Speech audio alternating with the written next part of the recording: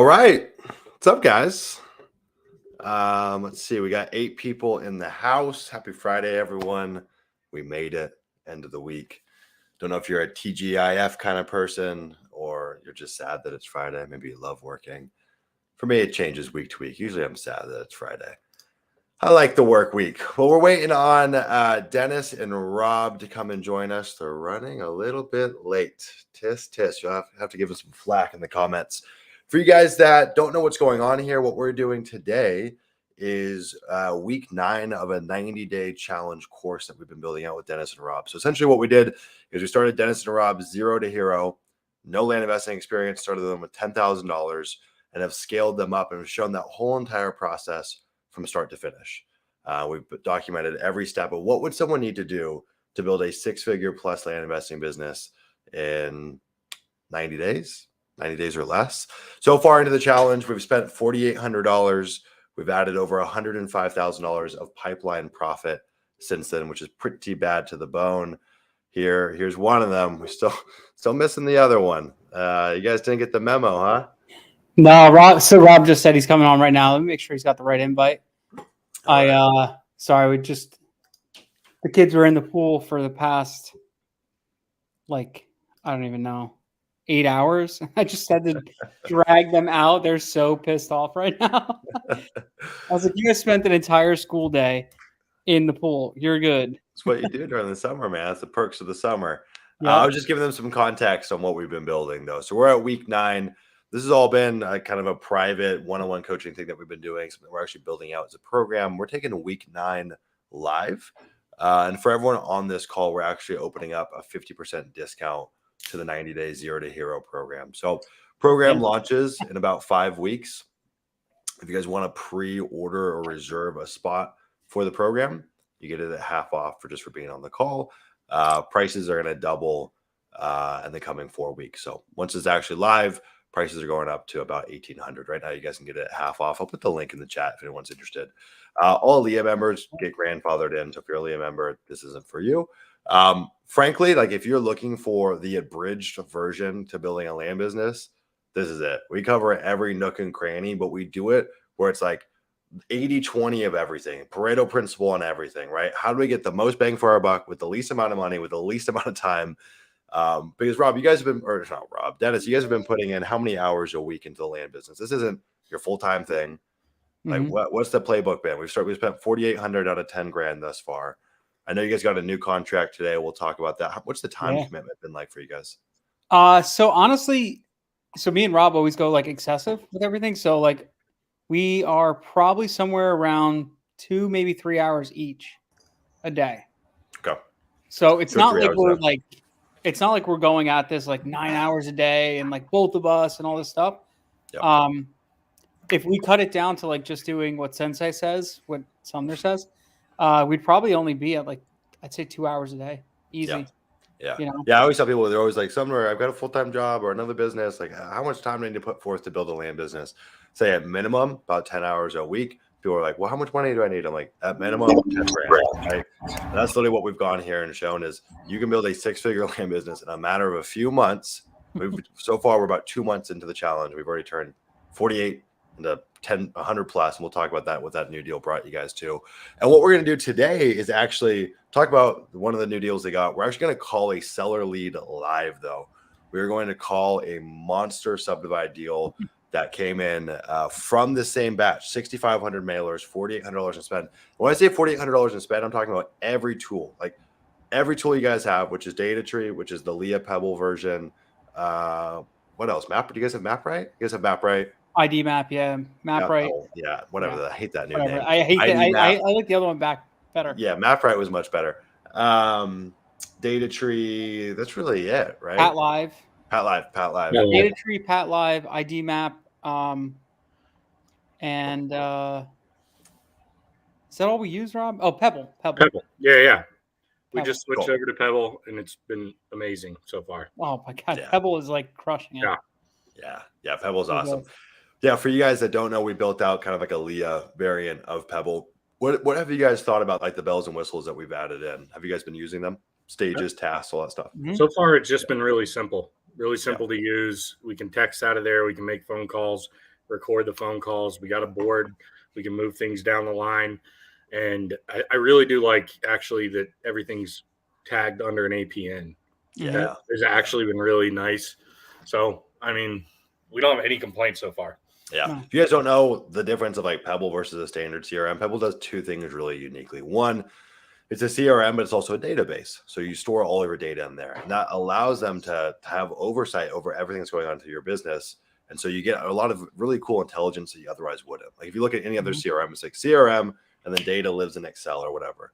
Well, that data actually comes into Pebble and you can mail out of it. You can do all those cool things. But what we're working on with Pebble right now is like, hey guys, you own all of this really cool data. You should be able to interpret that and give them a full KPI dashboard that all of our manual KPI tracking that we do, it should show them that automated, right? So it removes the need of having a VA track your KPIs and whatnot.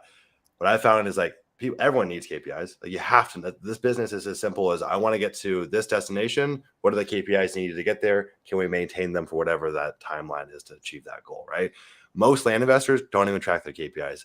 It's usually just an adherence problem, right? No one's tracking them. No one's putting in the data. No one's interpreting the information. And so you don't have them, right? And so Pebble has all that data. They should be spitting it out in a really nice format. So we've actually been working with the development team on that. The other thing that Pebble does that's interesting is the property is the hierarchy. And then contacts sit underneath it. You see most CRMs, the contact is the hierarchy. If you look at land, it's a two-sided business. We got acquisitions, we got dispositions. And so it gets funky when you have all of this redundancy, right? And then in Pebble, it's like property, everything's nested under it. It's really cool. And what we've built out is like, so like they use these stages, these Kanban boards essentially. And every stage you have a checklist that you have to go through. So for you or your team, it takes all of the guesswork on what's the next step. What do we need to do to move this deal along? It's like ding, ding, ding, ding, ding, ding. You just go and check them off. I'll actually share that in the chat if anyone's interested. If at some point you want to pull up ours too, like I feel like we got ours pretty dialed in. So if at any point you guys want to do that, we can. Yeah, I was just gonna say I actually have it on screen. I could pull it up. Okay. Hey, you want to share it?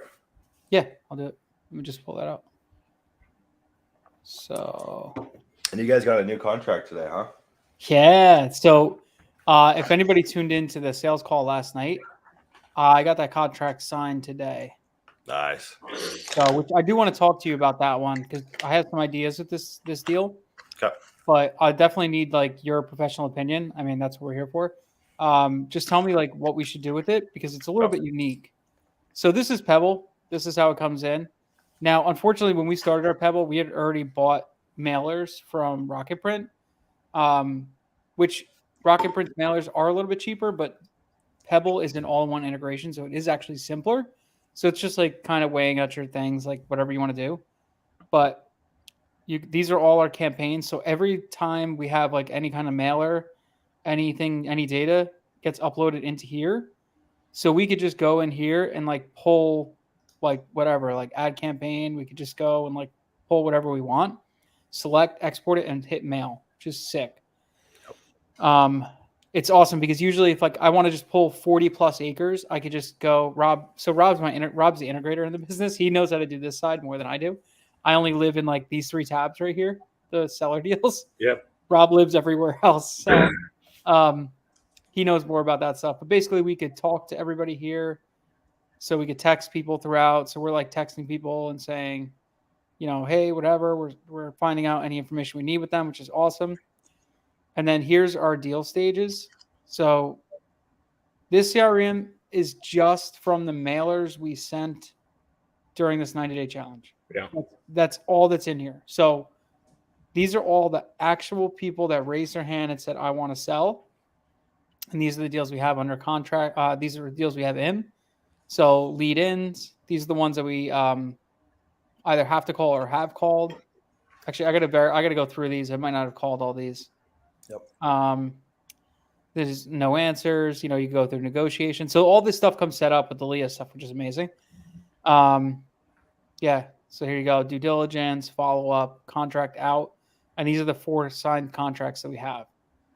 So what's crazy, just these 4 contracts alone are, I think we're close to $100,000 net just on these 4 signed. Yep.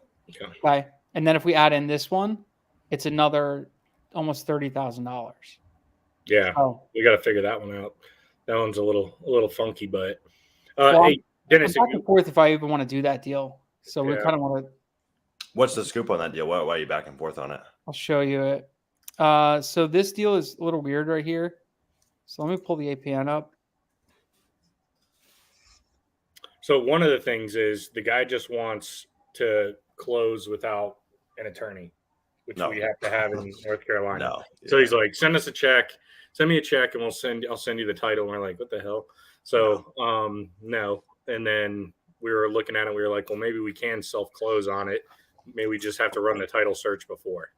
So, dude, there's a reason he wants to self-close. No. If you're covering title costs and close or the attorney costs, should be no skin off his back. So anytime that gets brought up is red flag. okay, cool. Either the title's jacked up, he wants to pull a fast one on you. There's always a reason. But he swears if you're he's the only splitting owner. costs, what? I said, but he swears he's the only owner. Yeah.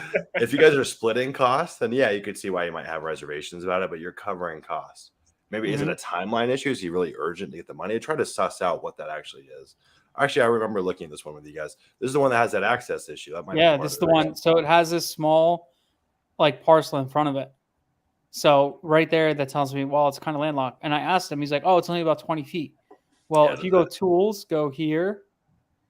And I just even measure the furthest part of his parcel. Even right there to the road is what? 40? Oh, I guess 42? 40 feet. Yeah. He told me, he was like, it's like 3 feet. So, yeah. 3 feet. From here. Here, yeah. That's hilarious. So I was like, okay, whatever.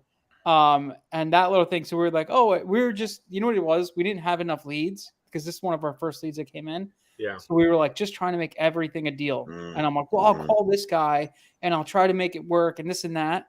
But now that we have this pipeline filled with like leads that are actual like legit leads, it's like, well, why try to make this one work? Right. Yeah. Maybe I just always tell LIA members, it's like a good pipeline resolves all issues in your business, and it also changes your thinking. yeah. Right? That desperation leads to bad moves. Now, I know when people have their back up against the wall, they pull out miracles, sure. But more times than not, they'll try to stick a square peg in a round hole with these deals that shouldn't be done. Frankly, a deal like this, there's definitely value in the deal. This is a pretty hot market. It wouldn't be impossible or very difficult, I don't think, to get an easement from either this guy here, the weird pizza slice lot, or the adjacent lot here on the left. But if you can, then no go. So I would just lock it up with a long timeline, and you could even market it in the interim. We have a deal like this that we're doing right now too in Tennessee. It's very similar. Yeah. We skip trace this guy too, so we have the neighbor's number. I threw that in there earlier today. He wants us to close in 7 days. Yeah, it's hilarious. Have you sussed out what the urgency is? There's got to be some reason behind that. He's just an old dude, no email or anything like that. So even just sending him the contract, it was an overnight contract, and then he gave him an envelope to overnight it back to us. And we've called him, and Rob called him too, and he's like, just send me a check. He's like, I got this envelope. I thought a check was going to be in there. I was like, it doesn't work like that. I'm sorry. I hate to tell you, but it does not work like that. So No. You send us the title, and then we'll send you. Yeah, exactly. Yeah. I said we have to go to title. We have to go through the process. It's not just easy, like just. Yeah. When I used to do a bunch of self closings, we would always just make them sign the deed first, and then we'd pay them after. And a lot of people do it. It's pretty surprising. Yeah, that is surprising. Yeah. All right, guys. Well, actually, I'll tell you guys a quick story. I don't know if anyone gives a hoot about this story, but very interesting. I had one of my nightmares come true today. One of the worst case scenarios. I am a stickler about customer service. Like, I don't know, I don't know if it's like a self-worth thing or why I care so much about it, but that's like one area that really scares me. It's just botching it there. So one of our very first customers, like probably my third or fourth customer in our land business, bought a deal from us in Arizona. Owner financed it. Great guy. We were like totally we broed out. We had like a couple phone calls. He sent me pictures of him and his girlfriend on the property. Super cool dude. He was from back east. Made the trek out to Arizona to go see the land. Well, he made his payments on time. Never missed a payment. Was a great borrower. He did the deal on owner financing. Made his last payment in July of last year, July 1st. And somewhere in that process, when we went to go record the deed, something happened. didn't get recorded. Don't know what happened. Somewhere there was a disconnect. So I get a text from a random number last night saying, "Is the property paid off?" I'm like, "Who is this?" Like, they wouldn't tell me their name. There's like sending me these like really nondescript text messages. I looked up this name in the phone number in our CRM. I couldn't find the person in our CRM. Like, who the heck is this person? And he keeps on saying, like, this property in Arizona, you defaulted on me. I've got all the papers, all this. I'm going to take you to like the district attorney. I'm like, what the hell? I'm like, what is going on? So I talked to my team. I'm like, who is this guy? No one can find the number. Oh my And God. we're going back and forth. He's just freaking me out. I'm like, dude, this is literally my worst fucking nightmare coming true. And like, when someone defaults with us, I'm like a real sensitive about this stuff. Like, we've got people that haven't paid us in a year, and I'm still trying to make it work with them. Like, I do not default willy-nilly. So I'm like, I know every person we've ever had to default on. I'm like, I would know. We couldn't find any defaults in this county in Arizona that he said it was in. But long story short, we ended up finding this guy's name. So this is so interesting. It was like the third or fourth deal I'd ever done. We didn't have a business email at this time. I didn't have a CRM. When we logged it inside GeekPay, we never put his name. We just put an APN. There was like no way for us to like categorize or sort by this. And he didn't know how to find the APN. The guy's blowing us up. And I just ended up sending him like a 15-minute video response. And I literally went through every step of how all of this got lost in communication. I'm like, dude, my personal number used to be on the internet. I get literally hundreds of texts a week from strangers. I got a new phone. I don't know. I have never had your number saved. I'm like, this is my personal email. It's got 57,000 emails in it. I have never checked this email inbox. Here's our new company email. Here's our team's phone. I went through all of it, and we ended up becoming the best of friends. He was like, dude, I'm a small business owner. Like, the way you made this right, man, this was incredible.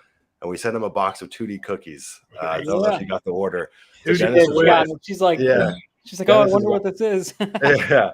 Dennis's wife owns a really, really tasty cookie business. Anyone recently that signed up for LIA has probably received a dozen or half a dozen cookies in the mail.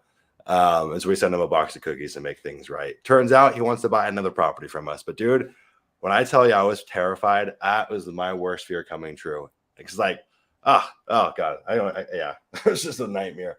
But we resolved it. I think the playbook there is just candor. I'm like, dude, I walked him through every step on how this got lost in communication, and I took full responsibility.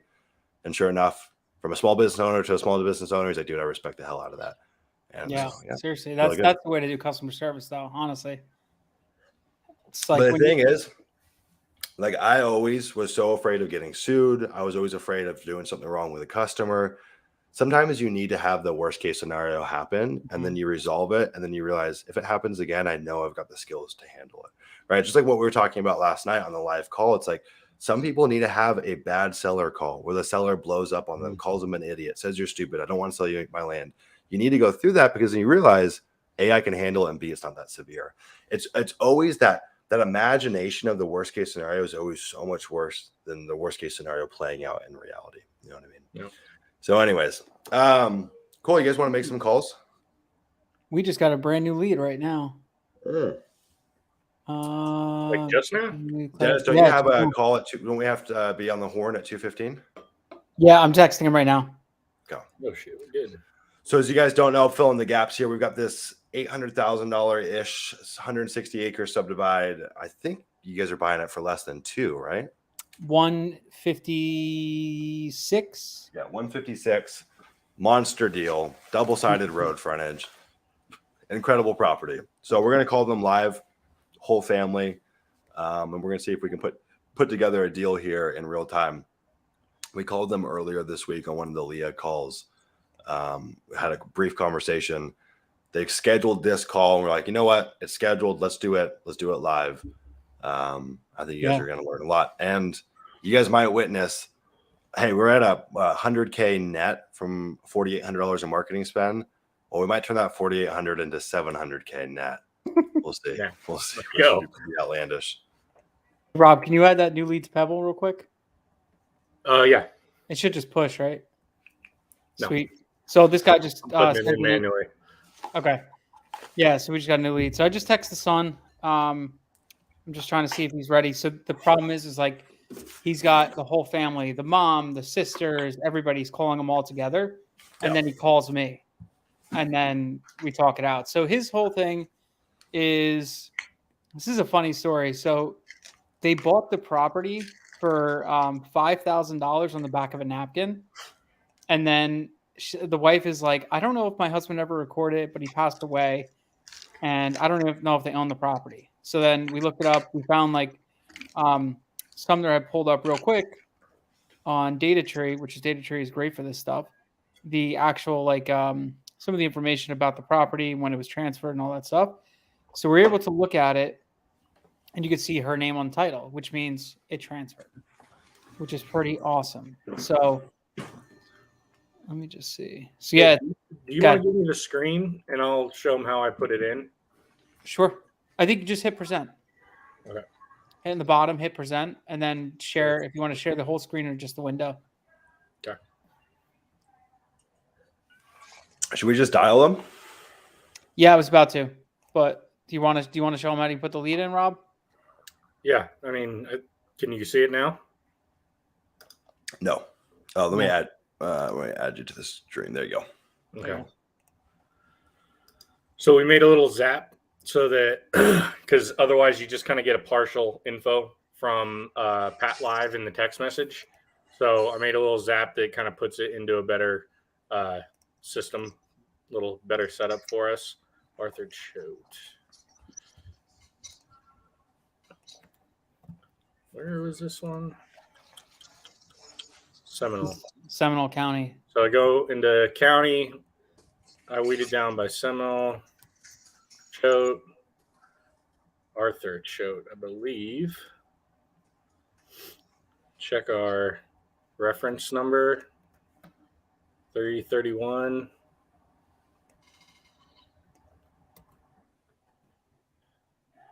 I throw his info in there.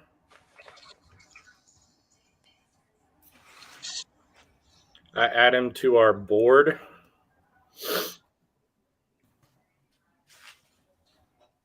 Choate lead in. So he's on our board now. And then I'm trying to set up some tagging. So like we know it's a Pat Live lead. We also know he is a lead. So that's all we're doing. And now he's in our pipeline and Dennis has got some info to go off of. The other thing I'll do as well is go back in here and I'll just, I didn't save it, throw his contact info in there. That way we're just teeing Dennis up with, so all he's got to do is come in here, punch in a number, and make his life easy so he can close some deals. Nice. I won't do this now, but the other end is I'll find the lat long and we'll find the parcel as well. So. Okay. Sweet. Yeah, see, I don't do any of that stuff. That's what Rob does. This is what I do. Ready? Yeah. All right, so I'm going to call this guy right now. This is the son of Dolores. His name is Michael. So the reason why we're redoing this call today, they were almost ready to go, but I said it was on Monday or Tuesday. And then they had a few questions. Their reservations are one, that tax implications of their mother taking over selling the property, which you lose their Social Security. And one, I told them they have to talk to their CPA, but two, they also just wanted to think it over. So they said somebody else had offered, but they offered less than we did.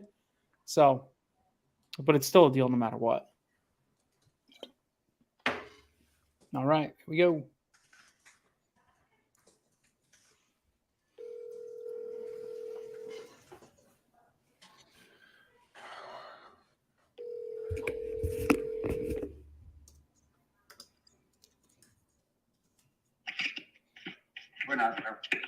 Hello? Hey, Michael, it's Dennis with Cash for Land. How you doing, Dennis? I'm doing good. What's up? We have looked through stuff, we pondered over it, and my sisters we're gonna wait a little bit. Really? Okay. Yeah. Well, why the change? Huh? Why the change? My little sister, talking to some other people where she's from, trying to look into something different. Okay. What does that entail, you think? Yeah. Thank you. And you enjoy your summer. Before I let you go, I just wanted to know, because I got to market in my system and stuff like that. What was the change? What's the main reason why you guys you're going to go with someone else, or possibly not sell at all? Not going with nobody else. Yeah. Their options. My sister thing is getting kind of not offered that much on those. When she looked at some other lay-in prices and seeing how much people were getting, so it just. Sure. So it was like a price thing. Huh? It was a price thing, you think? Yeah, kind of. Okay. That's what we're trying to do, something better for her. But Yeah. right now, we're just gonna wait it out a little bit. See what's going on. Well, what do you think you need? Where do you think you guys need to be at to make something happen? And I mean, we might be able to come up a little bit. I got to look, but I just want to make sure I'm doing the right thing with you guys. You know? No, you're fine. I have to get with them and we'll check to listen to something later. Yeah. I don't have them on the phone. Actually, I forgot about calling you. I just walked over here or got in here. Yeah, because I'd love to talk to you all guys and together and try to make something work. At the end of the day, you know, I mean, look, at the end of the day, you saw what happened with the mailers too. As the mailers are coming in, the prices were going down. So sometimes waiting doesn't always pan out, you know, and that's also another thing like I want you guys to think about. So just if you guys want, why don't we reconvene next week maybe? Or if you want, can you get everybody together tonight? It'll be a while. I'm heading to hit the vacation on vacation, so. Okay. Sure. 3 weeks. 3 weeks. Nice. Good. Where are you going? Somewhere good? Just down in Galveston. Galveston. Nice. I've never been down there. What do you got? Anything good? I've never been down there either. We've been everywhere else but there. Okay. Just go out and go hang out at the beach. Nice. Nice. I wish I was good at golf. I suck at it. I'm usually in the weeds to the left and to the right. Sucks. Crazy. Well, that's guys. And I'll get with them and see what you're gonna do later. I'm just ready to take my break. Okay. Yeah. I mean, let's find out. You got to also find out if your mom even owns the property too. That's another major thing. I mean, we did a napkin look at it, but we don't even know if she owns the property too. So keep that in mind. Yeah. Yeah. All right. So I'll follow up with you guys. I'll keep in touch. And then, we'll see what happens from there. Thank you. Yeah, no, I appreciate it. You have a good vacation. Enjoy yourself. Bye-bye. All right, bye. Yeah. What can you do? Yeah, you win some, you lose some. It's all good. Yep. So I'll just mark that in the thing. So I knew this is from the sales side. This is always what happens the second a son gets involved and stuff like that. Yeah, yeah. But I say this is we've had a situation play out so many times. Yeah, always what happens. The mom is like, I just want it sold. I don't care. I just want the money in my pocket so I could live happily. Yep. And then the kids are like, no, mom, you can't do that. We got to do this. The more people involved, right? Yeah. And it's not like we're paying more than anybody else. Yep. So it's just fun. So talk to me about this. Two things, and I think this will be wise for the group. Yeah. What's next steps for you guys? How are you guys going to handle this lead moving forward? So step one is actually I'm going to call the mom, right? Yep. I'm just going to call the mom and just touch base with her and just say, hey, your son told me that unfortunately you guys don't want to work with me. And, I just want to find out what I could have done to get your business or whatever the case may be. Just kind of talk to her and just see why. And I just really want to build that rapport with her, right? So she thinks about it. Like every time she even thinks about talking to somebody else, she's just going to be like, I can't. Like I want to work with, I only want to work with Dennis, right? That's the whole thing I want to try to create. So I definitely want to talk to the mom. That's step one. Step two is just add her to our follow-up pipe. Yep. Just keep checking in, right? And what's that follow-up going to look like for you guys? Let's get tactical. I think it's really going to be helpful because I think a lot of times people have a conversation like that and they're like, do I just call them once a month? Like, what's the cadence? What do I say when I follow up? Well, he said 3 weeks he's going to be back. Yep. What do you think, Jen? Dennis, you think touch her once a week or? I'm probably going to call the mom. I don't want to call her tonight. It's a little too late for that. It's a little too quick of a conversation too. Yeah. I'll probably end up calling the mother either tomorrow or Monday. Probably Monday. Probably call her Monday just to touch base with her and let her know what her son said and everything like that. And then I'll follow up with her every week. This is a deal that we want, like really bad. Yep. So every week I'm going to be calling her. Do we send another mailer for less? Yeah, actually, what I might do For no, less? That's fucked up, man. I'm just That's funny. no, but I am considering what I might do is actually send the mom a box of cookies for my I was wife about to say, Great yep. idea. Yep. With a The hook handwritten note. there. I love when you get into pickles like this. Drop a handwritten note, a thoughtful gift, Yep. dude. Yeah, sets you way, way apart. Mhm. I think an interesting takeaway too is that a lot of people that would have that call that's new to land says, "Okay, he said follow up in 3 weeks, so I'll follow up in 3 weeks." Now you follow up in a week. Like take Yep. their timeline, slash them in half, right? Mhm. You want to show up well before whatever the agreed upon time is, because the truth is, what Dennis might have done here is planted a little infectious seed about selling, and then a week later, someone comes along with an offer, and they're like, "Oh shit, maybe we should just sell." And they take that guy's offer, not Dennis's. This, I mean, really, this is how the land business works in a lot of ways. It's why direct mail and whatever marketing channel we use, there's really so much. It's just about timing. And Mhm. I see that competition sometimes actually helps in our favor. It's warming these people up. And that's why we come along and sometimes you just get those lay down deals because they've been mulling it over with someone else. And then you just come in. It's just timing. The other thing on that call, I would say from like somebody that's not like an excellent closer, is that dude was trying to get off the phone fast. Yeah, Mhm. You held them just down well. held him down, held him on there, got a little bit more info. Like normally somebody like me would be like, okay, like Yeah. maybe get a question or two. You had a full conversation, found out where he's going on vacation, when he's coming back. Now you got a time that you can call him back, you Mhm. know, grabbed a little bit more info. Who's the one driving this? The sister is. Like maybe we need to Yep. talk to her too. So, you know, Yep, Yeah, exactly. I think so often, just from like a really simple kind of framework perspective, if you go and review, I'm talking to you, whoever's watching this, go and review your calls, your team calls, whatever it may be. Watch how many times you buy into the seller's frame. Seller's in a hurry, so you're like, okay, I'm in a hurry too. When you Mhm. pull them into your frame, like Dennis just kind of anchored him and just stayed there, super cool, calm, and collected. I think that pays dividends, and you'd be hard pressed to find many folks that would do that on a call like that. Yep. Got my cookies today. Worked for me. Should work for her. That's awesome. Nice. Cody cookies Yeah. in the house. You have to let us Yeah. know how you like those cookies. You have to say whatever your favorite cookie is. Out of the are you gonna have to do like a state specific box as well for Oh, because we've Imagine. talked about it. We're sending them to all of our all Closing. the Yeah. people that we close a deal with.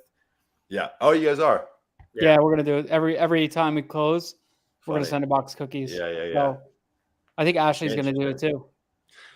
Well, okay, so I guess we'll sidestep that one unless anyone's got any additional questions. A bit of a bummer. It looked like we had this thing teed up, but such is life. I think it was actually a pretty accurate representation of the emotional roller coaster of having really good deals, right? The truth is, the vast majority of deals that you think you have in your pipeline will dissipate, and then ones that you never expected will come in. It's just this kind of fluid dance that always happens. Yeah, that's why you never want to get married to a deal. Based off the conversation we had on Monday, this looked like an absolute slam dunk, no questions asked. We had this thing in the bag. And the decision maker comes in. This is classic, and then the deal starts to erode, but the deal's not done. No, this is going to be an ongoing dance, and this is part of the frustration that I've experienced with these bigger deals, these bigger subdivide projects. Is like there's more money at stake, there's more thought that goes into it, there's more decision makers, and with that comes complexity and extended timelines for closing these deals. What Dennis just went through on a deal like this might happen 3, 4, 5, 10 times over again, where it's off, it's on, it's off, it's on, it's off, it's on. You go through some emotional turmoil.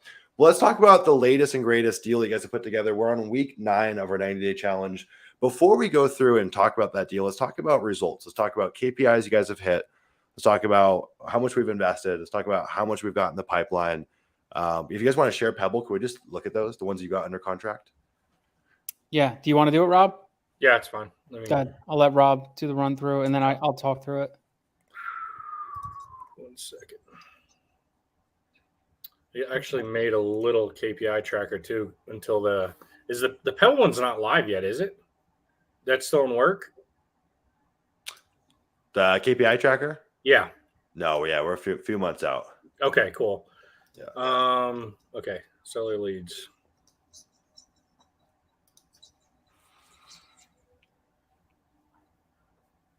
So yeah, I mean here we are. We're at 19 total leads. Actually now 20 because we just added that other one in.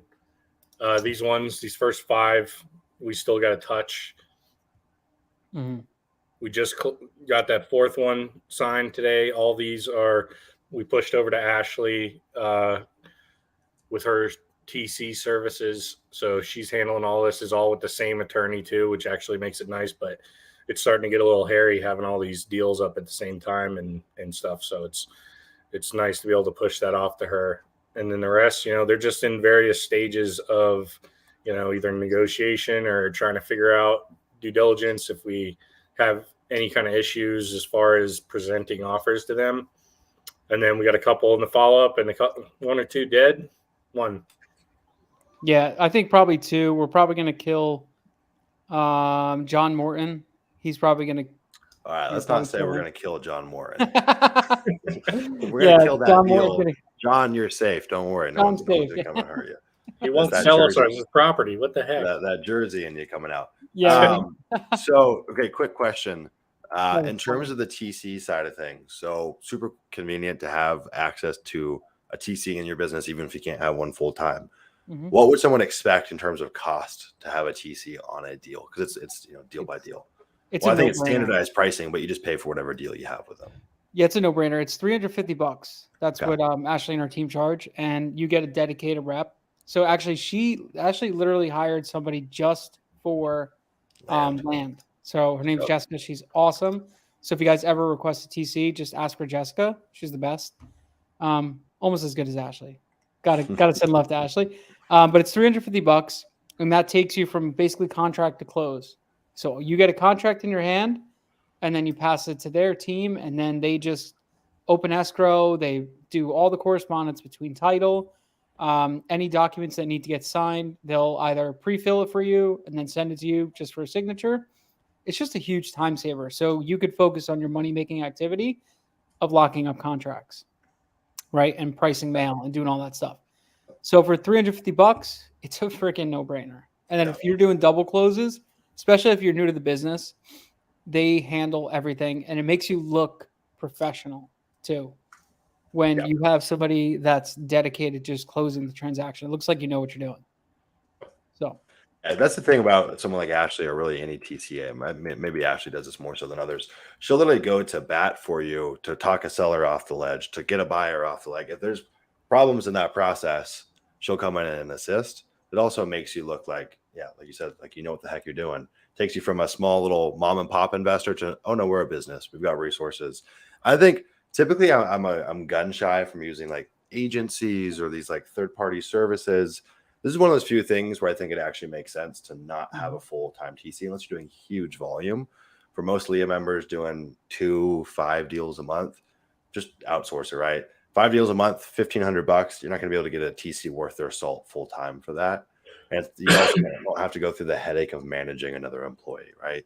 Now, when people are trying to like share an acquisition manager and like fractionalize the cost or use a service, that's where it becomes problematic. But for something like that, it makes a lot of sense, right? Same case. It's like you wouldn't want a photographer on full-time. I actually know land investors that do that.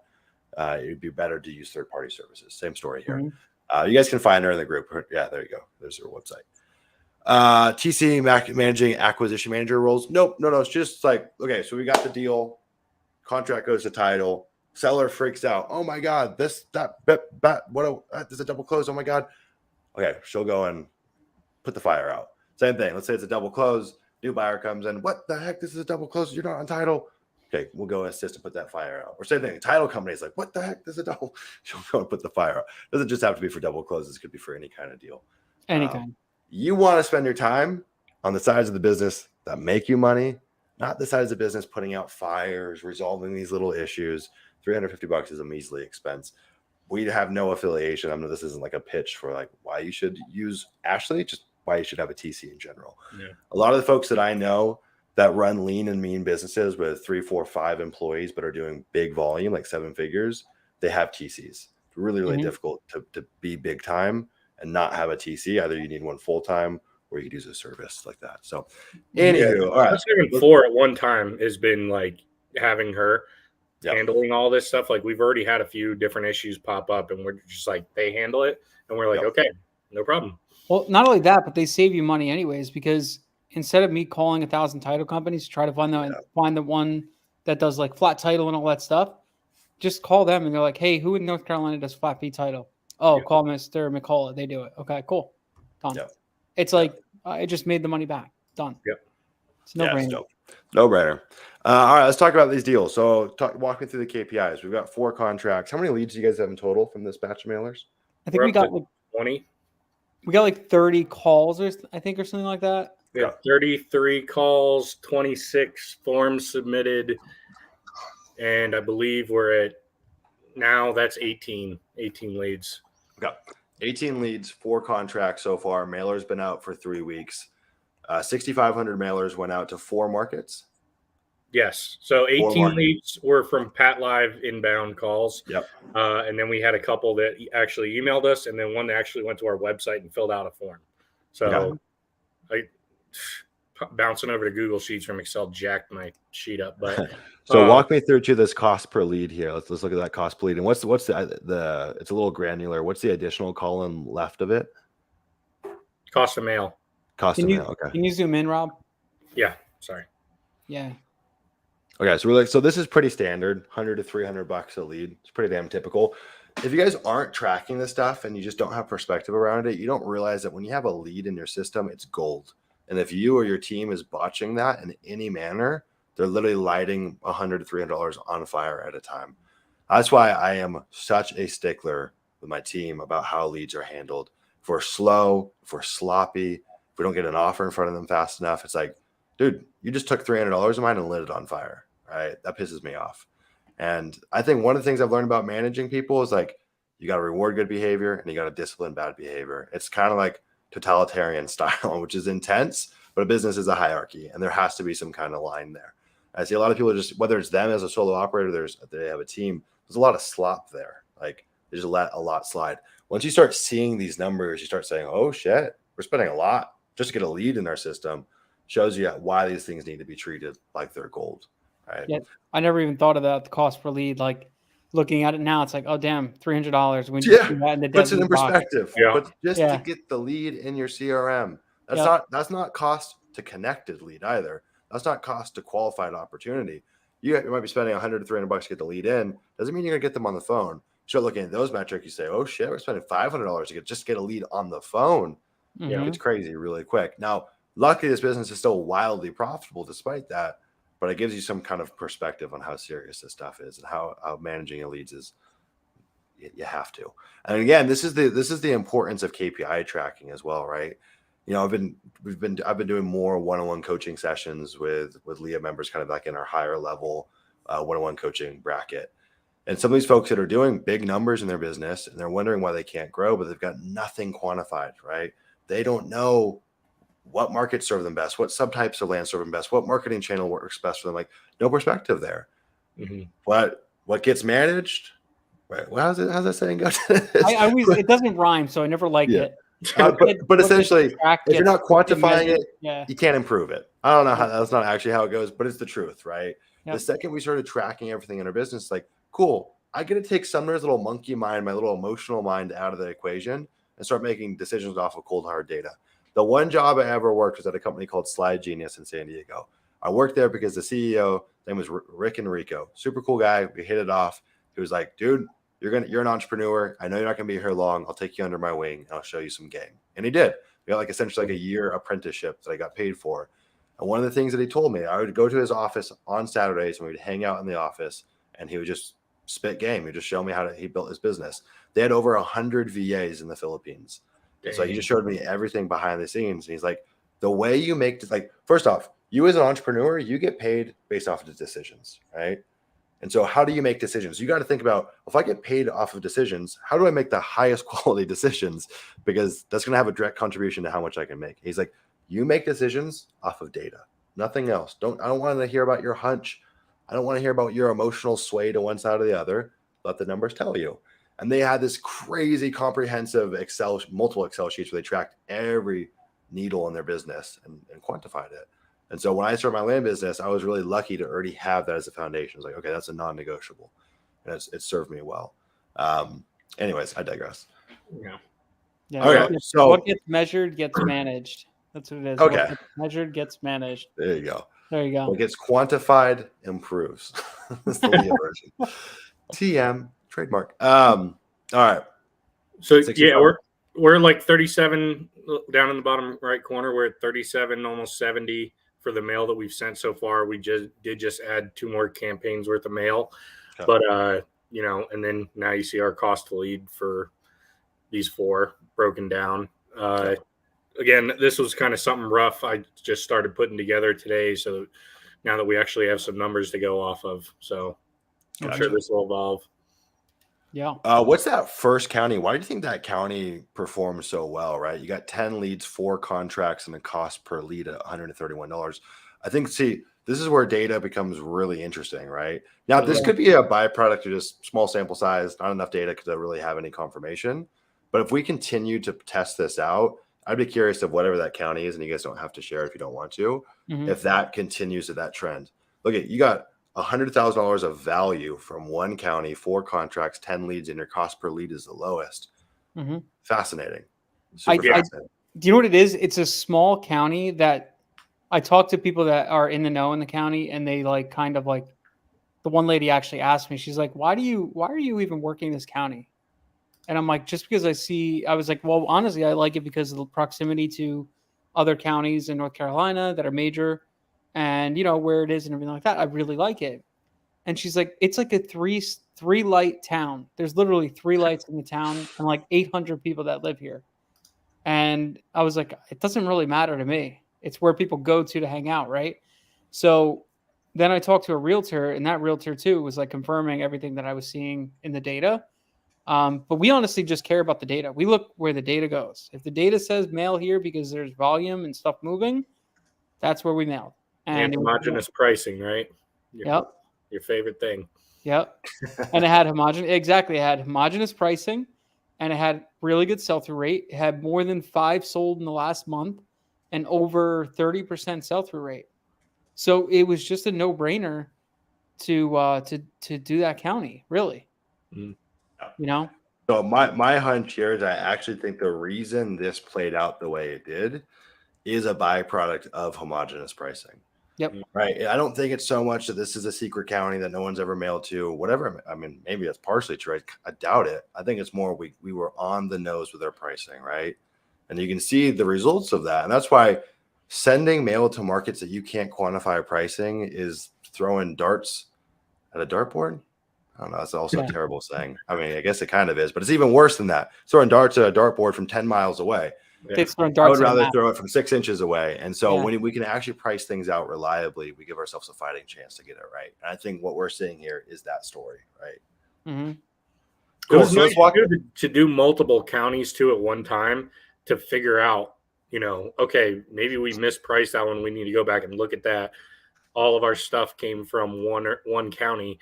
Maybe we should hit around that area as well, like dig in a little more in that area. Now that we got some good contacts, we got some contracts out of it, there's a lot of feedback from just tracking these numbers. Yep. It's crazy. Yeah, I think that the truism here is that how do we pick markets? We've got a big quantity to choose from. How do we know where to double down and continue our marketing? We have a big quantity of data to choose from, right?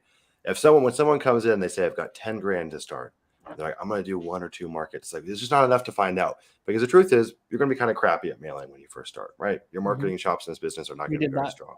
Let's diversify, put some eggs in different baskets, make sure each basket meets our demand threshold, and then we'll test and we'll see what happens. And we know where to double down and spend more on. Let's talk about the 4 contracts we've got. So 4,800 in spend. Let's walk through those deals. Let's talk about what are we gleaning from those? How much are we making off those deals? All right, so I'll look at the Discord because I actually posted this in Discord a little while ago. Let's see, recent wins. Go here. Let me know if you want me to click on any of these and bring them up. No, just because some of the seller's information is there. I don't want to. Okay, yeah. Send it live.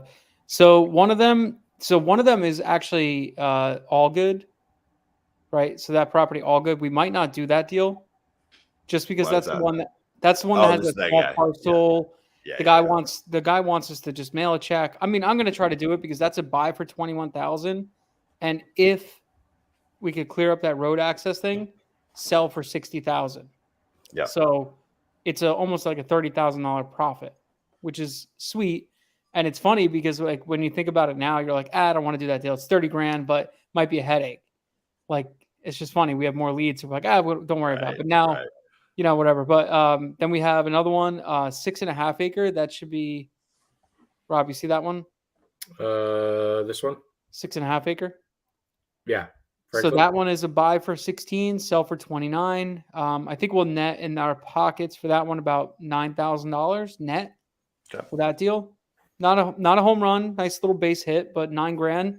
That's double what we put in for marketing on one deal. Yep. It's like a no-brainer. Deal 3 is buy for 8.5 acres, buy for 21,000.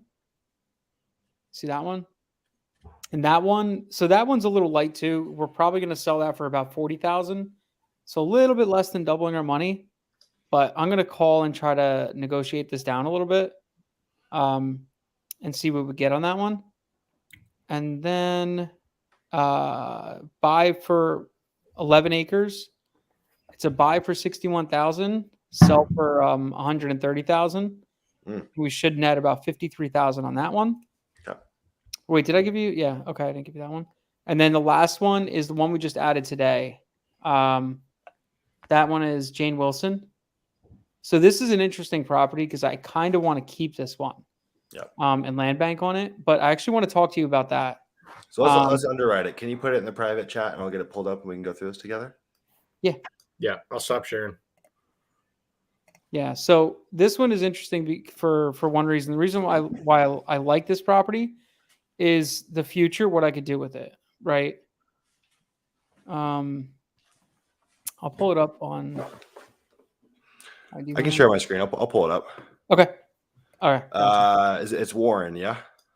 Yes. Yep. Warren County. So the reason why I really like this this deal is the owner owns a ton of acreage in the area, and I built really solid rapport with her. So I kind of don't want to buy and sell the deal because then if she sees like I just sold the deal, I might blow that rapport up. She's older. She does want to sell her other parcels and stuff like that at some point. So I'm wondering if she does want to sell, maybe she'll sell to me, right? So that's one reason why I want to keep it. And two, we do want to land bank a little bit. So every fifth property that we do, we want to buy. Yeah. So my thought process, Sumner, is there's this access. Shows she needs this road. Which one? Down White. Yep. She needs that. That's her property down there. This one below. Yeah, that's where she lives. So she needs that driveway. Okay. Yeah. So she needs that driveway. The left-hand side is a water easement for the town. That's where they have like the water tower and stuff. Off of King Street. Yeah. Yep. Okay. So that's fine. That's just like the edge of the property anyways. And then the left side is all the west side. That's all like new growth pines that could be farmed at some point. So that's pretty cool. But the right-hand side is just nothing. It's just open land. So my thought process here is, can I subdivide this, like chop out the road that she needs? Yeah, so she did like a gravel road down there. Yeah, I can see it right back there. It looks pretty hairy. Yeah. And she lives on this property right here. Yeah. Yep. Where the heck does she live on it? Right by up where that driveway is. See that little clear spot? Right there? Yeah. Yeah, it's kind of like right there. She's like, I got a garage there, and then I have a house. I can see it. Yeah, Yeah, tiny it's hard little to house. see. Yeah. It's just her. It's just her and 300 something acres in a fish pond. Pretty lonely. So my thought process, Sumner, is can I divide at that road and then sell off that one parcel to the right and get back my cost basis and then keep the one parcel? Do you know the subdivided rules out here? I don't. That's something I have to look up. Yeah. But I was just thinking about it today when we had our realtor in the area, which, dude, find a good realtor. Chase Furlow in North Carolina. He works this county, like northern counties by Raleigh, Durham, that area. Guy's freaking amazing. And he took drone photos and stuff like that for us and everything. The guy's awesome. He did it same day, right? You asked him and he's like, yeah, I'll head out there now. Yep. Literally same day. He's like, oh, I'm around the corner. No problem. I'll go there right now. Yeah. It's awesome. Okay. So tell me, where would you want to split the lot at? I think where the driveway is. Here? Yeah, so the little hatchet would be the one we sell off, and we keep the square. Mm-hmm. Mm-hmm. And then so that other line. So I'm thinking, yeah, you see what I mean? Yeah. Try to sell it to the neighbor. Either And sell it back to the up, neighbor, just whatever I could do to get my cost basis up back, and then just hold the property. So if I get a free property, essentially, Okay. So let's go look at it. How big is this property? 17 acres? 18 acres. 18 acres. Okay. Yeah. So the left side, you see the white side, the white kind of roadish thing. If you look at it, On the furthest property? next to Cynthia Jenkins. Yeah, it's like all the way to the edge. That's the driveway. Yeah. That's the driveway. The left side is a power line easement. This right here. So Gotcha. that's what feeds her property power. Yeah. Okay. So I don't mind that as much as I mind the driveway cutting through the property. Okay. So you would need, this is interesting. Yeah. Um, hmm.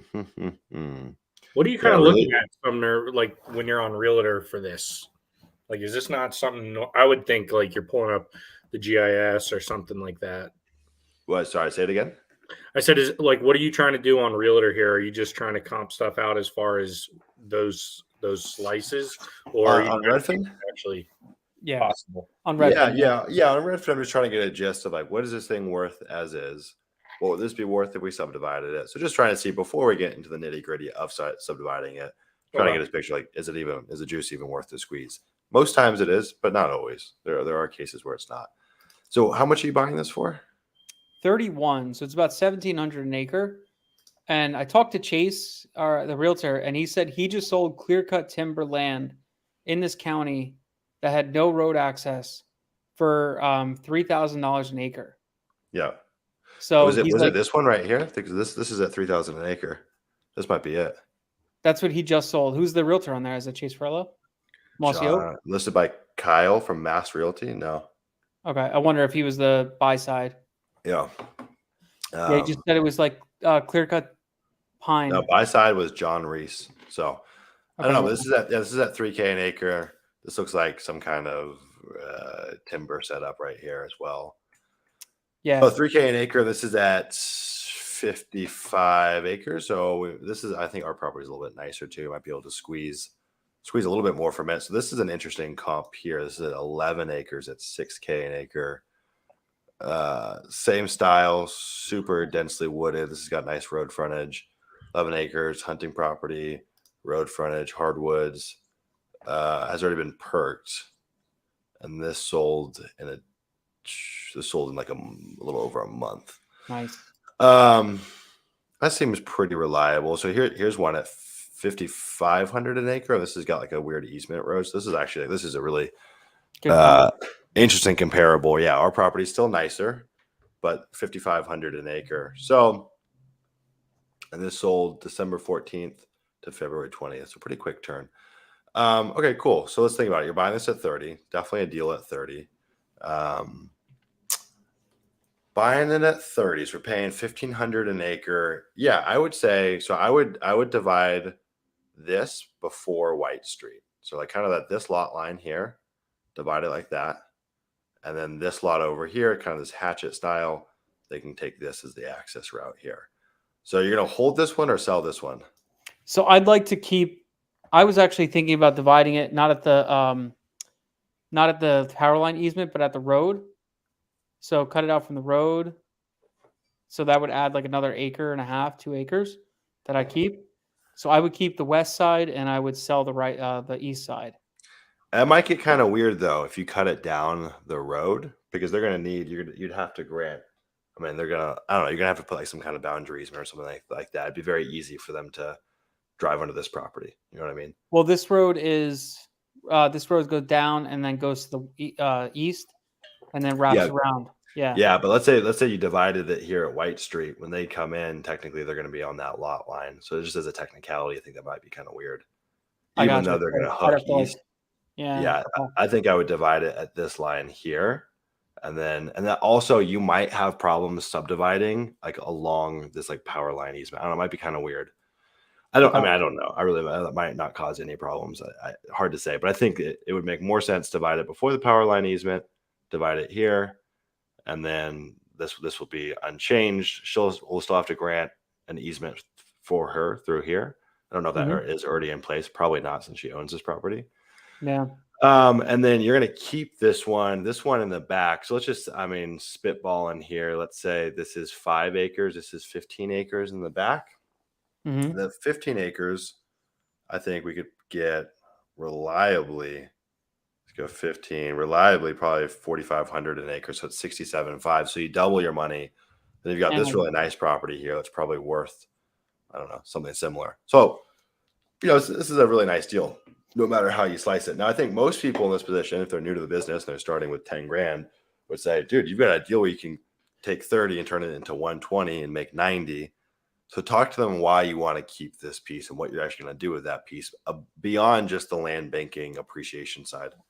sure. So the thing I like to do is I want to hold an asset that I have no debt on, like no personal debt, no bank debt, nothing, so that I could actually take private money lenders and secure them on this asset. Mhm. So let's say that asset, this property, this 5-acre parcel, whatever it is valued at, let's say, $60,000, right? I could secure $45,000 of private money debt at like 10%, 12%, 14% for the year. Okay. And then take that $45,000 and go and flip like 5 or 6 properties with that $45,000 and just do that a couple times. Instead of me paying private money lenders each deal, I just secure them once on a piece of property, and then I go and take that debt and whatever. So And you get to essentially hold this asset for the long term too. for a long So term. we Exactly. follow back up 10 years from now. You've Yep. used it as collateral and you still get to hold the thing.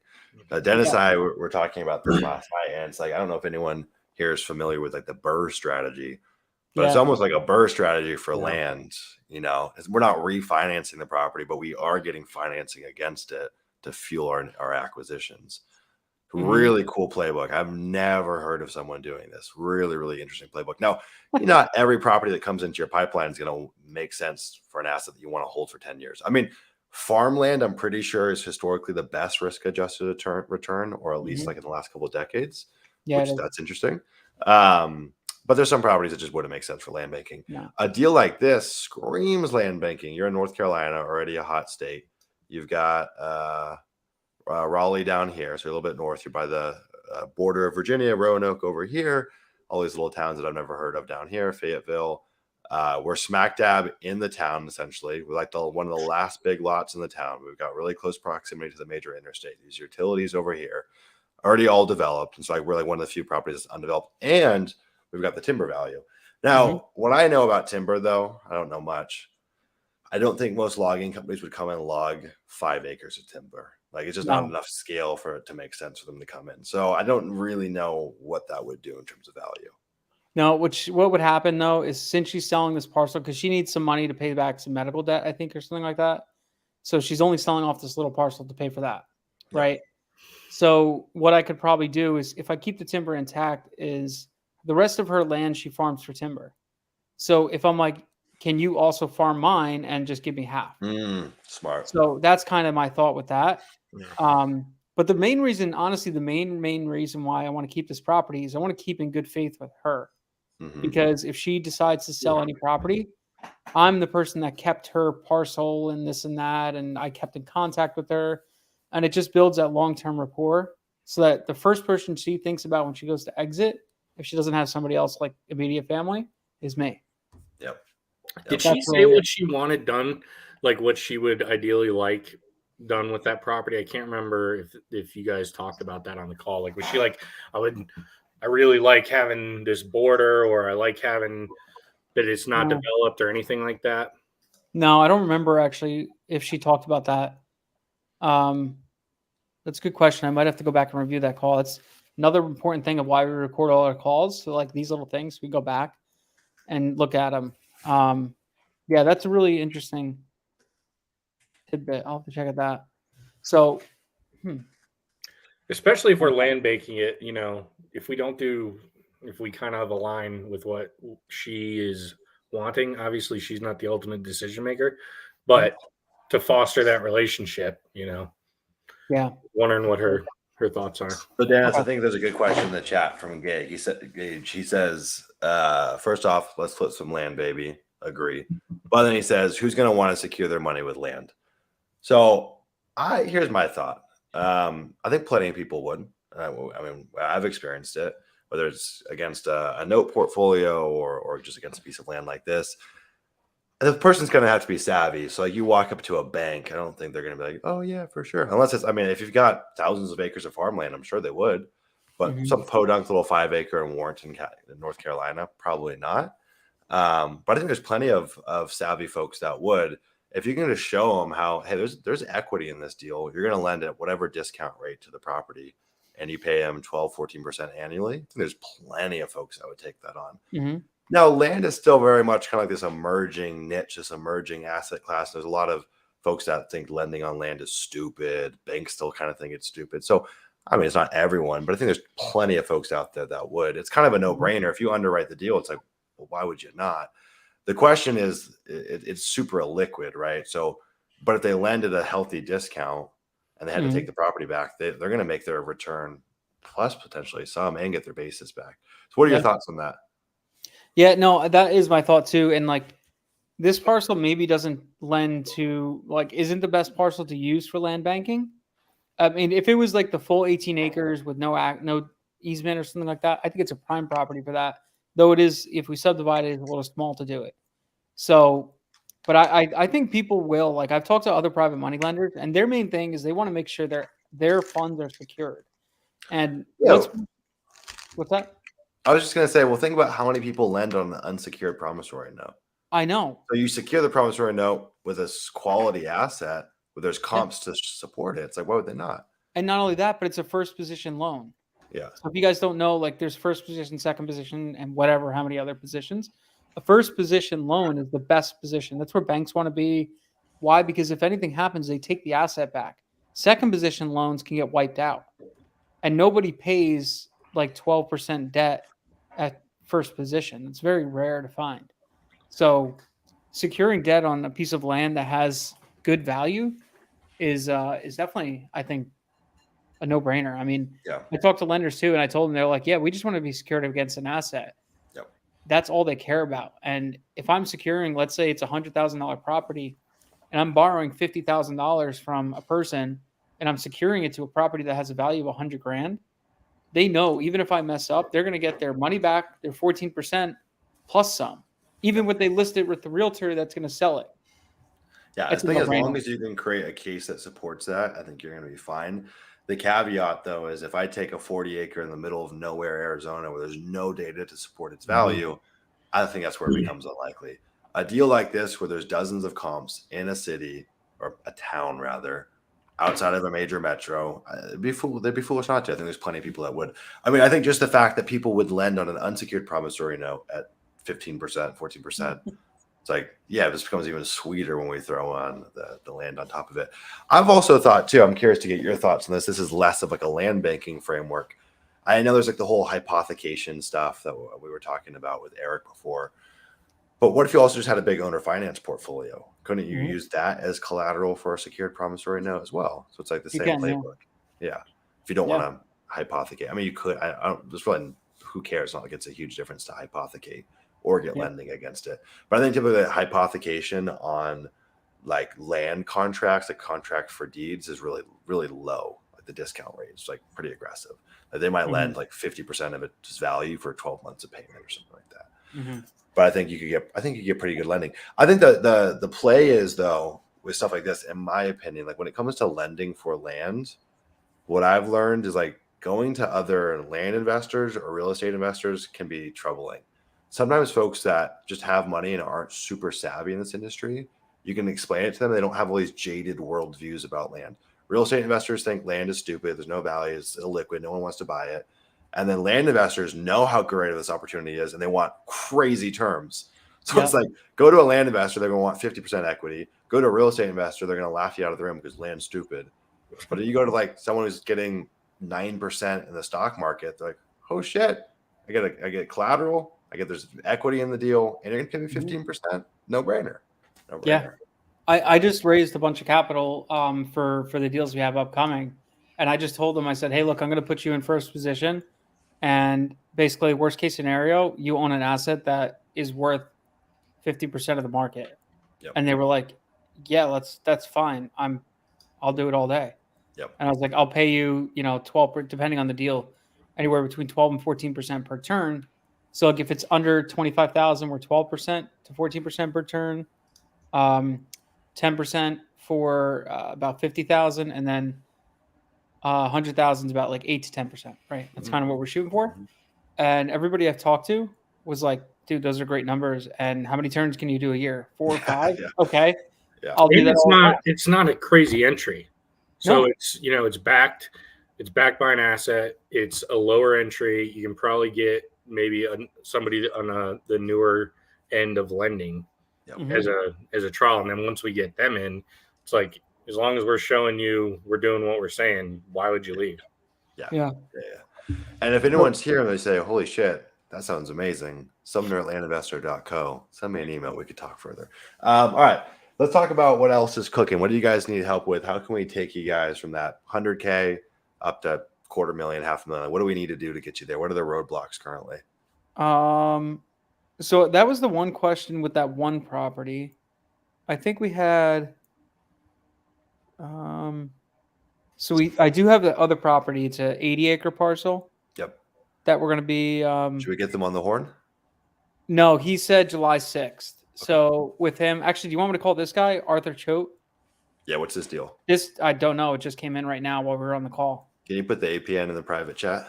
Yep. I got it. You got it, Rob? Yeah. I got to look it up myself too. Okay. It looks like it's an 18-acre parcel in. Well, Dennis, you know the play. Let's call blind. I'll get it pulled up in the background. I'll put some notes in the chat, but let's call blind. Let's take our own medicine. I love this stuff. This is what I do all the time. So what we're doing here, guys, is we are putting you through a real world kind of mock scenario. Lead comes in, no context, no understanding of value. You got to get on the horn, piece it together. Sometimes this is how it goes, right? Sometimes this is how it goes. Whether if you don't have Pat Live and leads are just calling your phone directly, you'll have this happen all the time. Or sometimes you just you need to get to the lead quick and you don't have the info. And I think really too, one of the exercises that I think is important from this, it also shows you how to work with limited information, which you're always going to have. Even if you've done DD on the deal, you'll still get caught with your pants down from time to time. It's like, okay, how do you recover from that? How do you rebound from that? It's a really cool exercise to go through. Is this what county is this, Rob? Seminole, Oklahoma. Okay.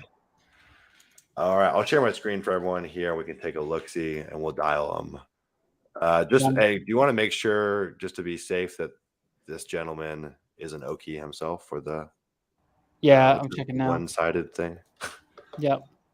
Okay. Sumner, what info do you want? I dropped the APN in the side. No, you're good. I'm gonna pull it up for everyone. Okay. Oh, good. Yeah, he's an Okie. All right. His brother owns the property right next door. I was going to say, yeah, we might have a twofer here. This one's got like a little driveway cut in, flood zone running through this one. Not super duper severe by any means. This is probably I have to learn how you use data trade, because you're like way better at it than I am. Yeah, seriously. Comes a time. This is like an AE flood zone, and I would assume it's like 100-year flood zone. Nothing too crazy, I wouldn't think. I don't know. This is probably a private road here or an oil and gas road. If this was a county road, we could just subdivide off that. Unfortunately, I don't think that's the case. So we'd have to subdivide off this road. See if we can drop a pin ski and take a look at the property. So always cool when you have these bigger acreage lots and there's like development like near it. I always like seeing that. Means there's probably utilities in place. Okay, so this is super, super overgrown. You got power on the lot line though, right there. And then here's that private looking road, which I don't think we could use that. We could look into it and see. But it looks like it's a private road to get back to the property behind it. And there might be an easement in place. I mean, he might be able to use it. It doesn't even look like there's an entrance to this property though. And you got like this kind of culvert down here. So actually getting on the property might be a little tricky. Here's that stream. So this is that flood zone. You can actually see this little creek, very minor running through it. And then his brother's property, I think, has a driveway. I think it's somewhere down yonder. Is it it does have a driveway. I think this might be the brother's property. Ooh, I like the brother's property. Your brother's property is definitely a little bit nicer. Look, the brother's property's got a gate on it and a driveway. And brother said he may be interested to sell it as well. That we mailed him as well. Cool. The brother? Yeah, Mr. Choate stated he needed clarification as to which of his properties is of interest. He stated his brother owns property that is adjoining, and he may be interested in selling his property as well. Stated his brother's name is Ken, and he's also received mailers from us. Did you call him Mr. Chode? Close. Rob.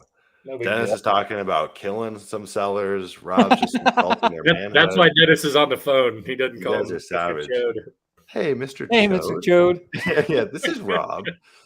It's Dr. Chode. Okay, guys. This is a 20 piece, yeah? 18. 18s, yeah. 18. What was the price listed in the contract? 30, 44 we offered? 44.5 is what I'm seeing. Yep, you're right. 44.5. 44.5. 44. Here's a 27 at 80. Let's just see. It's a little further east, but not too far away. So look at 80 divided by 27. It's about 3K an acre. So multiply that by 18. This is at like 53 off of that underwriting.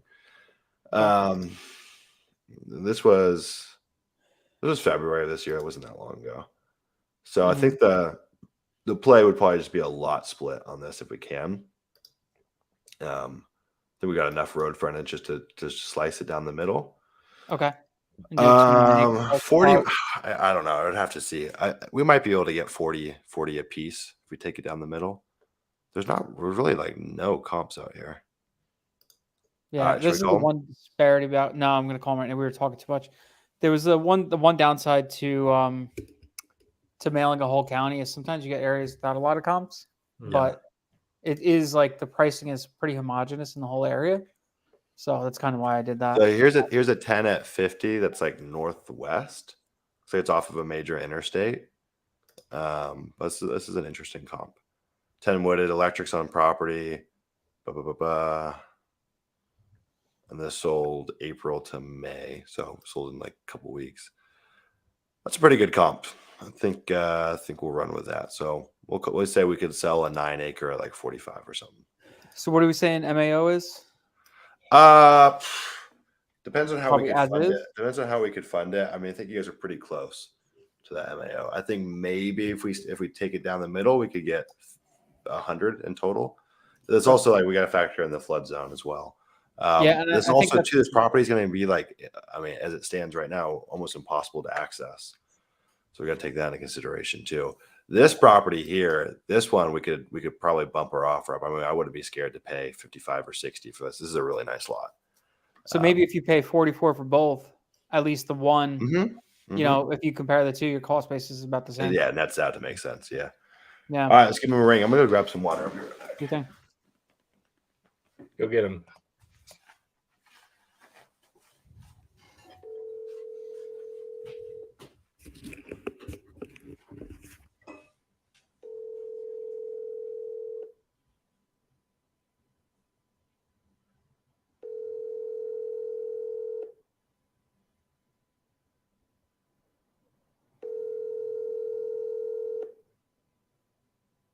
Your call has been forwarded.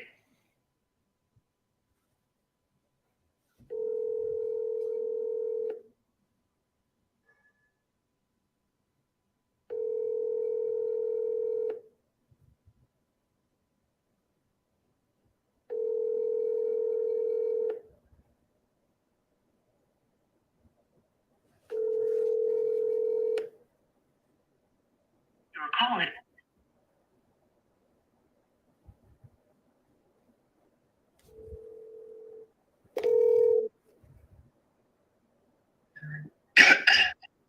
Hello? Hey, Arthur, this is Dennis with Cash for Land. Just returning your call. I think you gave us a ring before about your property over there in Oklahoma. Yeah, I called you, I don't know, a couple of hours ago. Oh, great. Okay. Yeah, I just wanted to return that call and just gather some information. Can you tell me a little bit about the property? What you got going on?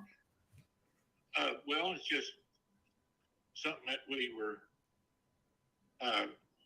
looking to sell to try to consolidate our holdings. We're getting older, Mm. and it's 18 acres. Okay. It sits on a major, not a major, but a highway, Mm-hmm. a state highway, Okay. and has no buildings on it. Perfect. It's highly wooded. Mm-hmm. Uh, Okay. That's about all I can think of. Okay. When you say getting older, what are you like 35, 36 now? Yeah, really close to that. 79. Get the heck out of here. Really? Come on, man. You're kidding me. That's crazy. Don't sound it at all. Awesome. I mean, I'm taking a look at the property now. So it also says your brother might be interested in selling too. Yes, Okay. he owns the. Are you looking at it on your computer? Yeah. Yep. He owns the 18 acres directly north. Oh, okay. Of that. Kenneth that's his name, or that's what's on title, I guess.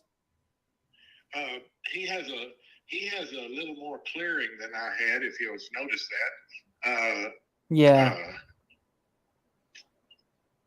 Yeah, I did notice that he's got like a little bit of a clearing, a little driveway, and stuff like that. Yes, there is a gate and a little driveway to that. Yes, there is. Okay. Cool. So, and do you know the story behind the two pieces of access that go behind you? I guess it looks like there's like a parcel, like little strip was sold for the neighbors to access you on both sides. One for you and one for your brother. Well, we just have 36 acres. Okay. Okay. We have 18 each. Sure.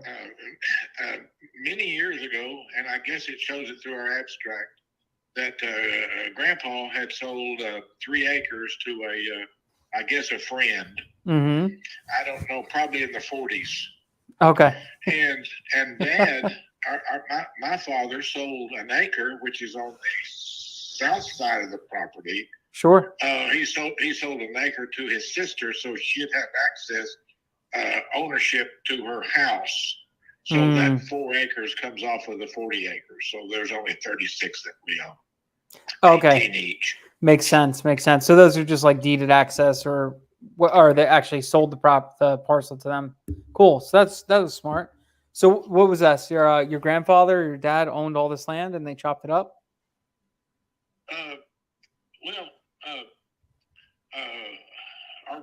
My grandfather, Dad's father, owned 40 acres to the back. Mm-hmm. And then he owned the 40 acres by the highway. And my dad and his sister got that front side, or the highway side. And then Dad bought his sister out. So he had a total of 36 acres. Then Dad deeded me and my brother 18 each. Oh, nice. Okay. What'd you guys use it for? Say again? What'd you guys use it for? Nothing. Oh, I love it. My uncle had put some paper shell pecan trees on it. Okay. And I don't know if you know anything about pecan trees, but he grafted them and made paper shell. And, okay. We did go on that property and pick up pecans for a few years, but eventually it just sort of growed up. Okay. Are there still pecans on there? Pecan trees on there? Well, if you could find them, I'm telling you, my side especially is really wooded. It's a pristine wooded area. Yeah. Yeah, I that's awesome. I love it. Do you do any hunting or not really on there? Well, I let a friend hunt on it. Oh, cool. Okay. Nice. Yeah, it looks like a perfect property for that. It's got looks like it's got a little stream that runs through it and stuff. Well, yeah, sort of. Yes, there is a little stream that runs on it. Okay. Cool. All right, cool. And you said you guys have a couple parcels. Is this the only stuff you're looking to sell, or? That's all I'm going to sell. Yes. Okay. I have others in another county, but the wife has ownership of that. Gotcha. You wait till you hit your 40s to sell that one. Well, There could be 80, but we hadn't got that far yet. Gotcha. No, okay. Cool. All right, cool. I mean, everything looks pretty good. It looks like there is like a little bit of kind of like a slight flood zone. I don't know is that true? Like some kind of like is it flood any there? Not really. That creek gets some water in it. Okay. But I've been by it or lived on. Not lived on it, but drove by it for 70 years, and I've never known it to do anything. But that creek does get water in it. Yes. Cool. Okay. Do you know if you guys ever looked into like building on it or anything like that, or it just kind of was always just there? Me and the wife at one time had cleared a spot to put a house on. That probably 30 years ago, and we never did. No. Okay. Cool. So as far as like perk test or anything like that, that was never like really. So there's no water well on it, or sure. There's electric access cut there to the highway, but there's no cool. water well on it. No. Cool. Okay. Wow. I mean, everything seems like it fits what we're looking for. Yeah. I mean, to us, it looks pretty good. If you and your brother are interested in selling, I think we could contract at the price we offer. Well, to give you a, and I can give you the telephone number if you want it, but yeah, sure. There is a title company that in Oklahoma that has that information. If you're interested in calling them and discussing it with them, because they've already researched the title and everything, it's supposedly ready to go. Oh, that's even easier. Would you like their number? Yeah, well, you know what we could do is, I mean, if you guys are ready to go, I'll send the contract over to you guys, and then we could get it signed. And then once we get it signed, I'll just open it up with that title company, and just life is easy. That's awesome. Well, she said she could have everything ready to go in 30 minutes. I like her. Can we use her more often? But she's in Oklahoma City. Okay. Is it Oklahoma friendly title? The name of the company is Oklahoma Secure Title. Secure Title. Okay, I think I've heard of them before. Okay, so that's even easier if you guys already have a relationship. Have you guys tried selling in the past? Is that why you guys did the title search? Well, yes, and no. we just trying to get our due diligence together so we could do it fast and properly. Wow, very savvy. So you guys it's definitely been on your mind for a little while, right? Oh yeah. Okay. What's now? Why now all of a sudden? Did I just catch you at the right time with the letter? Is that what happened? Well, I don't know. We both got our abstracts brought up to date. I don't know, 3 months ago, and we just started thinking about selling it. Cool. Okay. Yeah. All right. I mean, everything sounds like it checks out. I mean, do I have to talk to your brother too, or you're handling it for both of us, both of them? Well, of course, it wouldn't hurt at all to call him, but we're sort of working together. If you have his address, if you want us, you're wanting to sell us you want to mail us a sales contract? Is that what you want to do? I got two options for you. I could do a email contract, which is pretty easy, and that just starts the process. We just send that over, you guys sign it, and then we can send it the title and just back check our stuff and make sure everything's good to go, which you're already saying it is, which makes life even easier. Well, that's what I'm saying. I want you to know that. Yeah, no, that's lovely, actually. So if you have an email address, I would need one for you to send a contract to, and then one for your brother. I don't have, and my brother has trouble. Don't even stress it then. His email, and we'd prefer mail. Okay, actually, I have one better for you. I have a lady. Her name is Cynthia. She'll drive right up to your front door and get sign the contract right with you. What? Yeah. So she does. She'll meet you even at Starbucks or whatever you want to meet at. She's it's called Mobile Notary, and they drive right up to you with the contract in hand and say, "Here's everything. You just sign." And then once the contract's signed, You mean to my house? Your house or wherever you feel like it. Yeah. Good gracious, she lives in Oklahoma. Then I'm assuming. She does. She lives in Shawnee.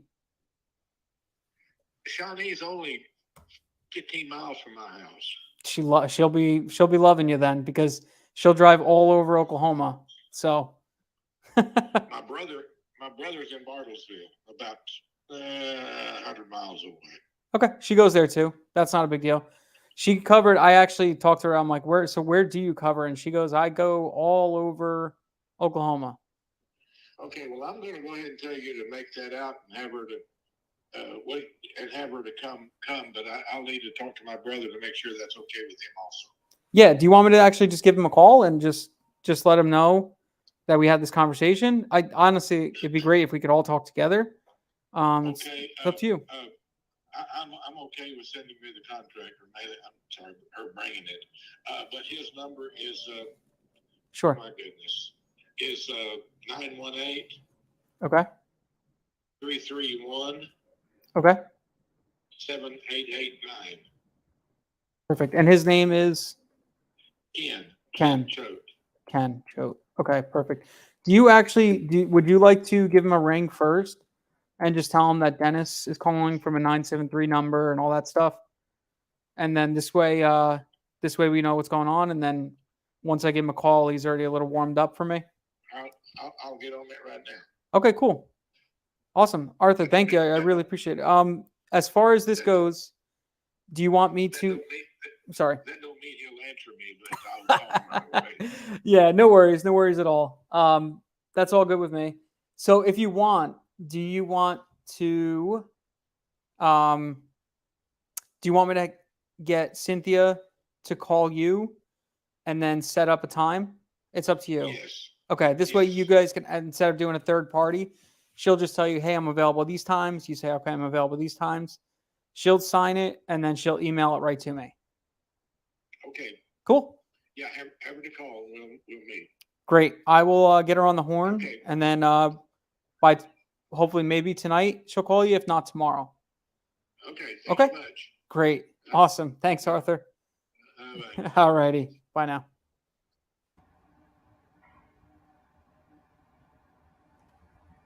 Woohoo! Oh. Oh boy.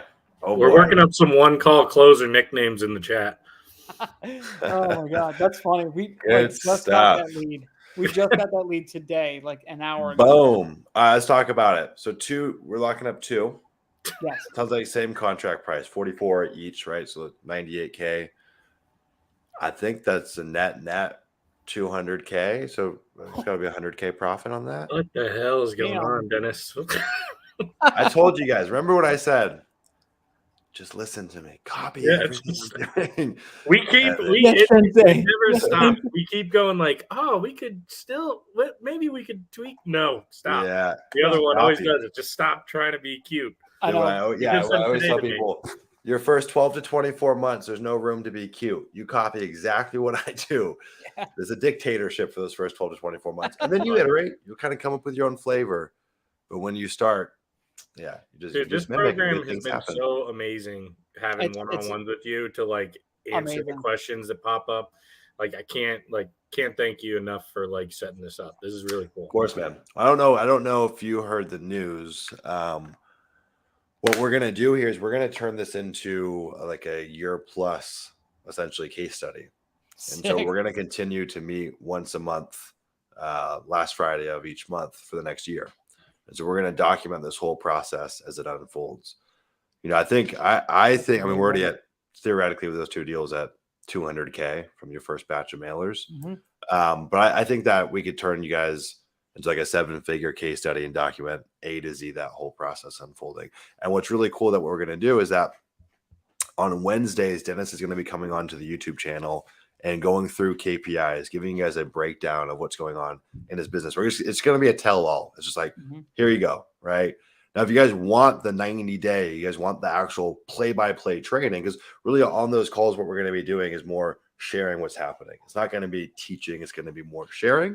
You'll glean insights from that. But if you guys want the actual tactics that we use to get here, I put the link in the chat previously. You guys can see it right there.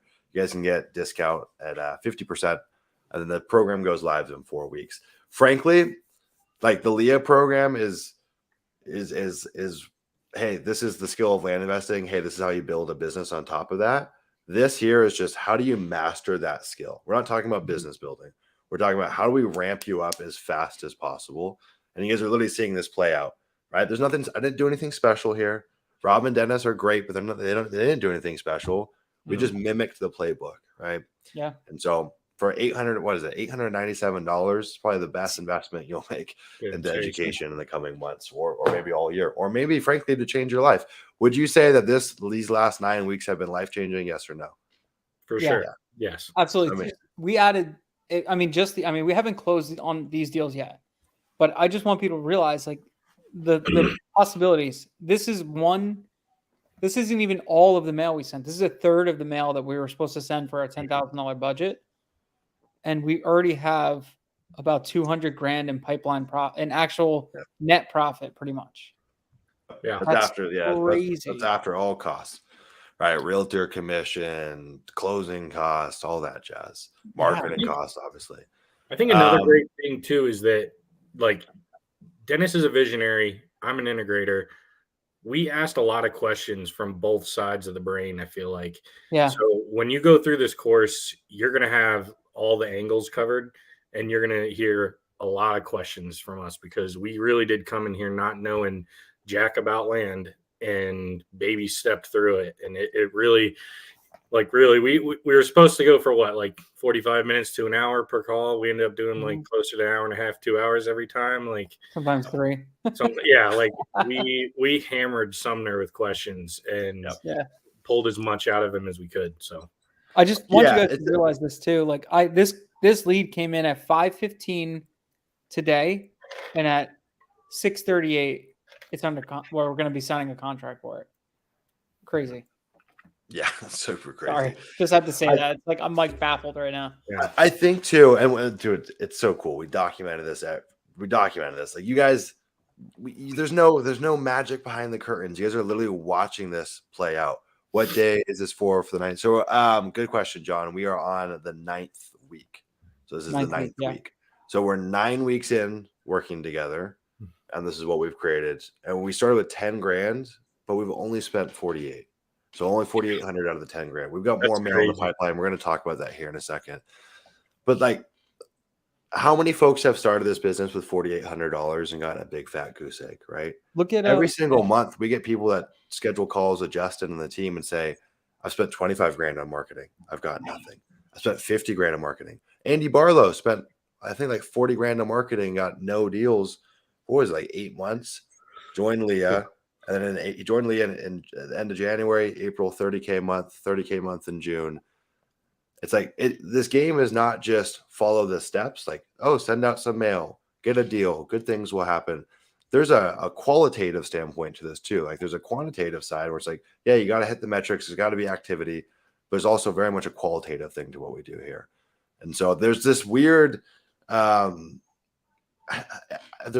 a lot of guys in this business. I'm just going to be real here. We need more girls in the land business. But what happens with all these guys in this business, and I say this because I was this way, their ego gets in the way. I can figure it out. I've done this in other businesses. I'm a real estate investor. I know this. I can do it. And then they just spin their wheels, sometimes lose money, sometimes make money, but then that's 6 months in and they don't know what to do next, right? It's like, take a step back, admit that you probably don't know as much as you think you do about land, get a solid foundation for your education, compound your results faster, and avoid these little minefields, right? There are certain minefields in this game that will just take you out, full stop. Like that example I gave, one of the guys that got on a call with Justin back in February was in the whole 100 grand, no deals. What would that feel like? It's like, I think most of us would just throw in the towel. I would say, I'm fucking done. This business sucks. Do we hear from time to time? Do we hear from time to time when people get on calls with Justin? They're like, yeah, land business is too competitive, or I tried it. It doesn't work. It's a scam. I'm like, okay, it's not a scam. Myself and hundreds of others have lived off the income from land for a long time. And it's so much not a scam that I'm going to show you in real time how this works and take two beginners and take them 0 to hero. It's not it's a qualitative issue. You just don't have the right playbook to go off of. And the other thing, just John, so looking to everybody make offers next week, 2 weeks into mailing. Nice, man. How much mail have you sent? You can let us know in the chat. Yeah. I'm curious. And Also, the I'm other curious, thing, John, we Yeah. do blind offers too, just so everybody knows. There's 3 schools of thought. There's blind offers. There's like neutral Range. letters. Yeah. I mean, I'm sorry. There's neutral letters, which are basically like, hey, I want to buy your property. Then there's range, which is like, hey, I could pay between X and Y for your property. And then blind offers, meaning I'm sending you a price. This is what I'll pay for your property. So I know those leads that are calling me are motivated because they saw the price, and I have all my cards out. I'm like, here, my cards are right down. You're looking at them. This is what I'll pay for your property. Yep. So if they're calling me and saying like they want to sell, that's because most likely they like my price. That's why a one call close is very easy. Yep. Yeah, it's reasonable. Well, then think about it like this. Like we talked about at the beginning of this call, you guys are allocating 2 to 3 hours a day to this business, Tom. right? You guys have jobs, other businesses. This isn't like a full-time gig. And so when you're coming in as a new land investor, odds are you've got a job, you've got another business. You're not putting in 40 or 60 hours a week to this business. So what do we need to do? We need to filter the leads. We need a way to pre-qualify those leads. So when you get on the phone, you just do what Dennis just did, right? This is why I hate when people come into this business, they start sending neutral letters or they start texting and they get 300 leads in a month. They get 0 deals from it because they can't go and pre-qualify quick enough and get to the root of it. Dude, Andy Barlow sent out 40,000 neutral letters, 40,000 letters and got no deals. And he couldn't weed through it. It's too much, right? We sent 6,500 letters. We got 20 leads. It's been super manageable. It's not just about that number of leads. It's about the quality of those leads, right? And then you also have enough time to go and work them properly. You can break your land business early on by sending too much marketing, by getting too much marketing out there, because the leads are going to get treated inappropriately, right? And so I when you're starting, it's like blind offers are non-negotiable. Think about blind offers as like your little salespeople, your little soldiers going out there for you, pre-qualifying the lead, and then the ones that come in, boom, about 80% of them will be pre-qualified, vetted, good to go. Doesn't mean that you're going to end up on just that price, but you're within the range of being reasonable. Yeah. Just a couple things from my end. The LIA Group has been so amazing. Like every time, I think a lot of people can get hung up. Like I don't feel nearly as good comping deals still as say Dennis does, or obviously you, Sumner. So there's some, comfortability with knowing that you just looked at and you're like, okay, that looks like we could sell that for $200K and trust that. When we get those and we don't have you like on the line, we bring it to the LIA Group, and the LIA Group comps our deals with us and gives us thoughts and everything like that. They helped us design our mailer. We crowdsourced our mailer. You did crowdsource your mailer. Dude, I know everyone in there crowdsources the best title company, crowdsources realtors, crowdsources their mailer. We had a guy earlier crowdsource his logo. I mean, it's like just that sharing crowdsourcing aspect is so cool. But also what I really like, dude, is sometimes learning from me can actually be a detriment, right? And think about it like this. If I wanted to go learn basketball, do I want to learn from Michael Jordan, or do I want to learn from someone who's been practicing really hard and is one step ahead of me, right? And so you get this totality of all these different people at different levels inside the LIA Group. Someone who just went through that problem last week. I think their information or their answer actually might be more relevant than mine when I went through that 4 years ago, And so to be able to get those different perspectives is really, really helpful. And frankly, I learn a ton in the group. That speaks volumes about the fact that you're getting all these different perspectives. And the cool thing about, like, you might be saying, but wouldn't that be overwhelming? Wouldn't you get bad advice? Like in our general public channels, that's kind of a risk, right? You don't know who's who. But actually in the LIA program, it's so highly vetted that it doesn't really pan out to be that way. I mean, trying to move out of Chicago ASAP. I hear you, man. You got to move to California, Hawaii, or Nevada. Maybe get somewhere with 0 state income tax. So forget California, actually, and forget Hawaii. One more thing. Pat Live is a freaking game. My God. My God. Yeah. Like initially, we were trying to field all the calls and we were trying to chase them down and not getting enough info. We tried to set them. We paid money for like a professionally recorded voicemail. And we're like, people will call and leave their damn info. Like, what are we doing? Yeah, I'm gonna put something in the chat for you guys. So that is an affiliate link that we have with Pat Live, but you get 2 things with it. One, you get a 5% discount for life. So discount your plan. No matter if you start at the low plan and go to the high plan, you'll be grandfathered in at a 5% discount. But what's even cooler is you'll actually get our script. So the exact script that we split tested for years at this point you get that. That's what a lot of the LIA members use. The thing with scripting with Pat Live is like that you're trying to, it's this balancing act of, okay, they have to ask enough questions to get relevant info, but not so many questions that we start burning through minutes, because it's a pay for minutes framework, right? And so our average call with that script is about 4 minutes and 30 seconds. And that like checks all the boxes that we need. I see some people that have Pat Live scripts that are like 40 questions long and their average call is 15 minutes. It's like, what? Or people that just ask, like, what's your name? What's your APN? It's like, all right, we want to glean a little more information than that. Pat Live's essential. I don't care if you're day one solo operator. You can maybe wait 30 days until you get it.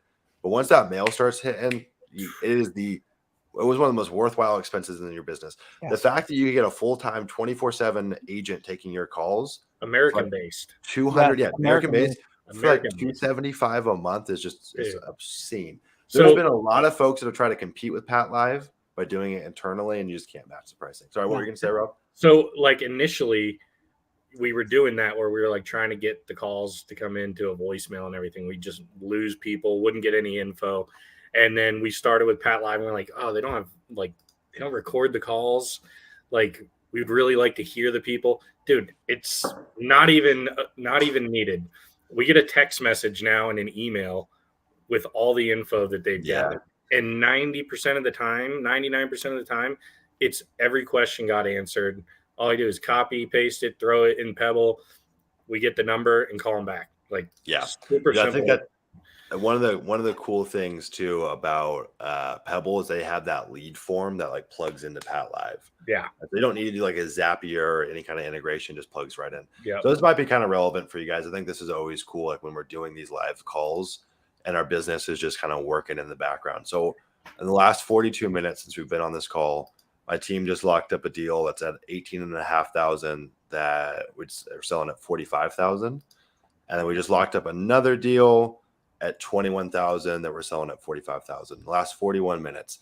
I don't say that to boast in the slightest, but I think it's really cool. I'm sitting here having a call with you guys, shooting the shit, having fun. And because I've built this conveyor belt, right? I've built this assembly line of my business. It works like clockwork. It's just a machine that just keeps on turning. This, to me, this is the sexy side of land investing. Like, land investing is cool because it's profitable and all those things. Yeah, that's exciting. But what I like is the machine that you can build. That's like that's the box we're trying to check inside the LIA program. The Zero to Hero program is not that. Zero to Hero is like, let me show you the skill of land investing so you can go be a badass solo operator and go make a couple $100,000. And then you move into LIA and you say, cool, I've got a couple $100,000. How do I build that conveyor belt? How do I build that assembly line in my business that just works like clockwork? So we just added, call it 40K of pipeline profit in the last 41 minutes shooting the breeze with you guys. I love that. Fucking dope. I mean, while Dennis just locked up a 100K profit deal. Dude, seriously. This business is fucking insane. I don't care who wants to poo-poo land. It's absurd. We are so spoiled in this business. Can I tell you, I've been wholesaling real estate, flipping real estate. I've been flipping houses since 2010, right? I'm very well versed in real estate, doing all this stuff and everything. And I've never been able to lock up a contract with full certainty that I'll be able to sell that contract and double my funds.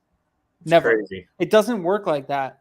If you lock up a deal for, let's say you're locking up a deal for wholesale, what are you going to make? At most, you're like, I can make $30,000 for this. Maybe you can make $30,000 for this deal, right? And it's like, oh my God, this is amazing. But then you have to deal with all the trials and tribulations and the vacancy, they're not leaving, all this stuff. Land is like, you want to sell? Cool. Why don't you use it anymore? I haven't looked at it in 40 years. Okay, cool. I'll buy it and then I'll go list it and make 50 grand, 100 grand. It's like, how? Crazy. Why didn't I do this before? So sorry, I'm just paying the just venting, man. Just venting. It's crazy. All right, cool. Let's talk about next steps in your guys' business. What do you guys need help with currently? Dude, Dennis, do you not think that we're already getting to a point where we should start looking or planning for some kind of lead management? Probably lead manager. I'm gonna say I'd like to probably hire like a lead manager. What the hell is a lead manager? Okay, so a lead manager is somebody, not an acquisitions manager. I want a lead manager, somebody who's following up on leads, checking in, keeping up with them, making sure everything is like good to go, whatever. But they're not really closers, right? Lead manager is the guy that's just making sure everything's touched. So if I say, hey, call this person twice a week, they're calling that person twice a week, right? And then they'll tee them up for the acquisitions manager to close. But So why would you get a lead manager before an acquisition manager? because a lead manager, see, this is the thing too. I'm so used to doing deals that take a long segue up. Like for houses, it's sometimes 13 touches is your average of 13 touches, right? So sometimes it's 5, sometimes it's 26. Land, it's not like that. So maybe I'm thinking about this wrong. Maybe I don't need a lead manager. Okay, I'll spit some game here. I'm just going to Please, confirm about the deal with the team. Let's do a DC contract, and then we can decide if we want to do a cash close. Okay. All right, let me spit some free game. So building a team inside a land business, in my opinion, is nothing like building a wholesaling team. It's nothing like building a whatever fix and flip team. There might be some roles that have the same name, but they're very different. So I'll give you, before we start talking about the roles in a land business, let me define what is a land business. All right, we got 3 buckets here. We got acquisitions, operations, dispositions. You might still see that in a wholesaling business and a fix flip business. Like they're still going to have those 3 little buckets, but what happens in there is very, very different in a land business. So for where you guys are at, the role that's going to have the most impact for you guys is going to be an acquisition manager, right? You've got Rob as the integrator, so you don't need what we call a generalist VA yet. You might need one soon. A generalist VA would be like, does that penalty product, does it already come with the integrations? Yes, it does. I'll put that in the chat. I don't know which integrations you're speaking about specifically about Dennis and Rob's, but Dennis and Rob are plugged into the LIA variant of Pebble. So should be same. I don't know if there's anything that you guys have done that's different. I think it's yeah, John, it's the same exact playbook. So that all of our stuff comes pre-populated. Communication templates, contracts, our stages with every task for each stage, all that jazz. The Zapier integration, you don't need a Zapier integration. So that's what's about Pebble. I brought up Zap when I was talking about it. The only thing I did was from Pat Live, I zapped the form that they filled out into our email. That was all. Oh, that's different. It was just to make it easier to copy and paste into the notes. John. So that's a good point. So that's a different. So Zap's a different service. So unfortunately, we can't kind of marry that into there. Yeah. But the cool thing about Pebble is you actually that's totally tangential. You don't need to do that. Yeah. The cool thing about Pebble is you don't need a Zap. So like when we use Follow Up Boss, for example, what we do is Follow Up Boss can't create lead forms, right? So a lead comes in and it fills out a Google form or a Trello form or a Monday form, whatever the heck form you're using. And then we had to create a Zap to tell that form to create a new record in our CRM. What's dope about Pebble is they have a form builder in there. So you can build a form that's already pre-built for Pat Live. Pat Live fills it out. Boom, it's already in your CRM. Same thing. You can build a landing page inside Pebble and put that on your letter, and then leads can submit on there. So like you don't need to build landing pages. You don't need to create Zaps. Now what Rob did here is a little different. They're just having a Zap go into an email so they get a notification. We're still growing. So we haven't, and we got honestly bombarded with all these leads. So I haven't set up the form and connected it to Pat Live. We set up Pat Live first, and we had the Google form already made. So we just got to catch up. Just catching up. You guys moved over to Pebble like a couple weeks ago. Okay, so let's go back to the hiring framework. I'm going to give you guys the sauce. This is literally the LIA hiring framework. Like tell all, we'll just put it out there. So every business is going to be a little bit different. This isn't a one size for every business, but if you're following kind of the LIA business model, which is mid-market, lower volume business, you're using private capital to fund your deals or JV capital, you're going after deals that are 25 to 250K in a list price. That's the general business model, right? Most LIA members do 1 to 5, maybe 7 deals a month at most, but the average deal is netting us. Some folks are at like 22K average per deal. On the low end, they might be like 15K per average per deal. So imagine you make 22K per deal. You do 5 deals a month. It's a 6-figure land business. I like that business model because it's low friction, it's low impact. We don't have a lot of deals turning around. And so we need less operational support. It's just a much easier business to run. So for where you guys are at, the play would be, we're going to bring in an acquisition manager. A good acquisition manager filling up their pipeline, 100 plus leads a month, should bring in about 300K a quarter or 100K a month in pipeline profit. A great acquisition manager could bring in more than that. It also depends on the quality of leads that you're bringing to the table. Typically, an acquisition manager can handle like 150 qualified leads a month. They're going to need to bring on another one. Then I would bring on what we call a generalist VA. Generalist VA is going to do all that minutia in between. They're going to go find the drone photographer, find the realtor, find the title company. They'll be like a mini TC. They'll go and list the property if they have to. They'll do your KPIs. They'll scrub data. They'll just do all that little stuff in between. When you guys go through inside Pebble, I'll just share my screen here. Let me just show you guys. I think this will make more sense if I share my screen. I always tell people, like, to get a land deal done in this business, what most people don't understand is every land deal is going to have like 50 or 60 things that need to get done cradle to grave. So let's say we're looking at this is some of the stages that we've created for the LIA version. Let's say we go in and you see how the due diligence has all these different tasks that have to get completed, right? Those have to get done. These are low value tasks though. So initially, a generalist VA is going to tackle most of these things, right? They're just going to be doing all that little friction stuff in between. Okay. And then what's going to happen is you're going to have that acquisition manager, you're going to have that generalist VA. If we want to grow and we don't want to bring on another acquisition manager, the next hire would be what we call a lead qualifier. It's kind of might be what you're talking about. Lead manager, yeah. Think about it's kind of like a setter closer role. Yep. But a lot of times they're not really doing setting. They might have one intro call with the seller just to do a quick pre-qual, but they're not going to do much there. Really what they're going to do is get that lead in a place to where the acquisition manager can come in and say, this is what the property is worth. Here's our range offer. Here's all the due diligence. And we're going to pull that off of the generalist VA's plate. Okay. So that lead qualifier is going to essentially get that lead to the finish line. So all the acquisition manager has to do is pick up the phone, call. You got everything in front of them. They might do a pre-qualification call if you want to. Just depends. Yeah. So with that framework right there, that little team, if you're using realtors, it's 500 to maybe 1.2 million a year you could build just off of that team right there. Really, when I think about roles, I think about every single role has a point of the highest leverage. Every single role has one task that really brings in the bacon. For an acquisition manager, it's talk time. It's talking to leads, and it's the number of offers they can make, right? It's not about how many calls do they make. None of that. I want as much time on the phone, and I want to get as many offers as we can out there.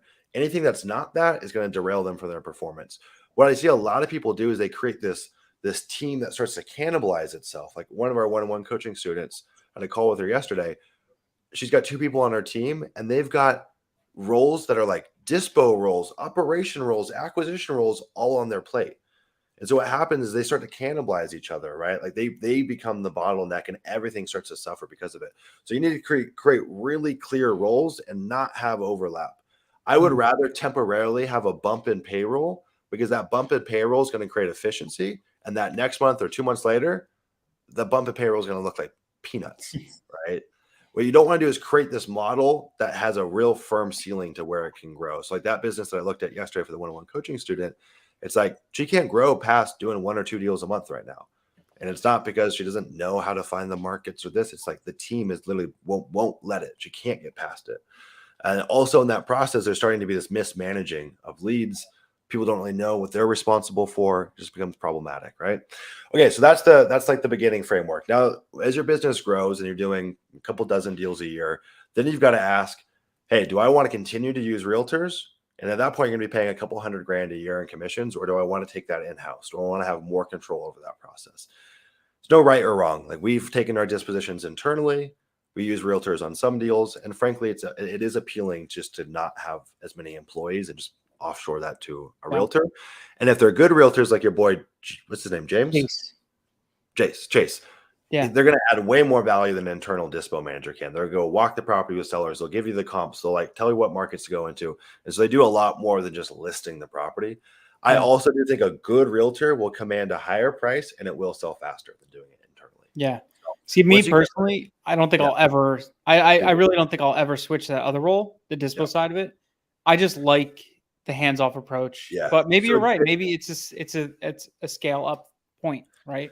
It could be. I mean, what happened? Freaking Rob. Get this guy a laptop, man. What happens is as you grow, there's a fork in the road, right? It's like, let's say you're doing $1 million a year and you say, I want to get to 5 million.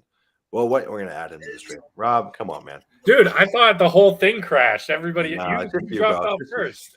fucking Rob's using Windows 98 over here. The guy's got a jitterbug cell phone he sends a text from. So what happens though is that if you want to go, let's say you're at $1 million, you want to get to 5 million. Well, then the question becomes, okay, should we just go and move the quality needle and go after bigger assets? Well, if we do, the only way to make the math pencils, we got to go a value add route. So do you want to be a value add kind of investor? It's a totally different can of worms. It's a very different playbook. Or what you say is, okay, we're going to remove because like when anyone starts, I always say, set a threshold for what you want to make on every deal and try not to deviate from it. When you're first starting out and you've got no team or very small team, it's wise to be really critical. Most investors do the opposite, right? They're so money hungry when they come in. They want to do a small deal, any deal, like, just give me the money, give me the money. It's like, actually what's better is when you're first starting, set a threshold and don't fuck around with anything else. Because that little peanut deal that makes you $3,000 will just start eating up your time and you'll miss other opportunities. So be like, I say, be really firm on what you're willing to take. We're at that $1 million point. There's only so many deals that we can go make 40 or 50 grand on a pop. And if we're sending out tens of thousands of mailers, which at that point we are, there's going to be leads where we could make 10 grand, 15 grand, 20 grand on those deals, but it might not meet that baseline that we've set. So you got to lower that and you're say, okay, we're going to go quality. We're going to go quantity at that point, right? It's kind of the business model that we've taken. I said, okay, the way for us to grow is to do more. We started to add a quality component with some of this value add stuff, but I tell you, it's way different. Such a different game. Doing a lot split is one thing, but if we're talking about like real value add, it's a whole different can of worms. That's where I want to get to is the major subdivisions and stuff like that. I eventually want to get into developing. Yeah. If you're thinking I'm going to go the quantity route, you pretty much have to bring dispositions internally. Because if you're going to move that threshold for what we're willing to take, a lot of those deals won't be fit for a realtor, right? Or they just can't even take on that many listings, right? Really hard if you're going to, like, my team could sell 25 properties in a month in a certain market just with my disposition resources. If I have one realtor, I'm not going to be able to sell 25 properties in a month. It'd be like scrambling. It'd be really, really difficult. So it becomes a question. But the irony is, if you're going to go the quality route, then you actually need a realtor, because at a certain price points, buyers want realtors. Buyers want someone to show them property. So it's like actually this kind of weird flip flop. Go quality, you probably need realtors. Go quantity, you want to bring dispositions internally. Yeah, and that's one of the things that we've come to is like, okay, that's why we started using realtors. Some of these deals, it's like, a $250,000 10-acre lot in Texas. Buyers want to be shown that, right? I don't want to give them the coordinates. They go to the wrong property, and it's just a lot of confusion there. There's also at that price point, people start to have trepidation of like, why is there not a realtor here? It seems kind of fishy, right? So yeah, the dispositions thing, you'll cross that road when you get there. I wouldn't even be thinking about it now, just to keep it internal. And then at this point, as your volume is starting to grow, then you need like an ops person or like a manager. What we did is our generalist VA, we essentially groomed them to become an operations person for us. Not everyone has that good fortune. The one role that I allow to have a shit ton of overlap is going to be that generalist VA or like an operations person, because by virtue of operations, they have to kind of have their hands in a bunch of different buckets. And then at this point, you're probably going to add texting to your business. So now you need to bring on a texting manager. They're going to run that full texting process. If you're going to bring on other acquisition channels like cold calling or whatnot, you're going to need support roles there. And then it's really just about adding more of those same roles, right? You are going to want to offload your market selection process. So like if you want to get better results, find better markets, and you don't want to be doing that. So you're going to need a data analyst on your team or someone like that, right? That's why we went and created the monthly market newsletters, because you get for $500 a month, you essentially get to rent a data analyst that goes and quantifies every market in the US. That role would be tens of thousands a month. That's what we pay, tens of thousands a month to have that, because you can't have one data analyst that tracks 3,000 counties. You would need multiple. Data analysts are not cheap, right? But you need someone to go and do the market selection, and then you need someone to go and do the pricing as well. Those would be two separate roles. But outside of that, it's just more of the same, more of the same, more of the same, more of the same, right? You as the owner, the operator, I'm going to say you're a visionary. It's a little different for you, Rob, since you're on the integrator side. But if Dennis or you are just a solo operator and you're like in that visionary role, all you should be doing, IMO, and anything that comes onto your plate, you want to remove it as quickly as you can. Finding money, cheaper money over time, cheaper and cheaper money. Blessing deals. So your team gets the acquisition team gets the deal to the finish line, and all you do is you give it your seal of approving. Yes, no. But you're not doing the due diligence. You're not comping it. They're just saying, do you like this? And you bless it. Blessing offers. So your team says, hey, we got 4 offers on this property. You tell me which one we want, right?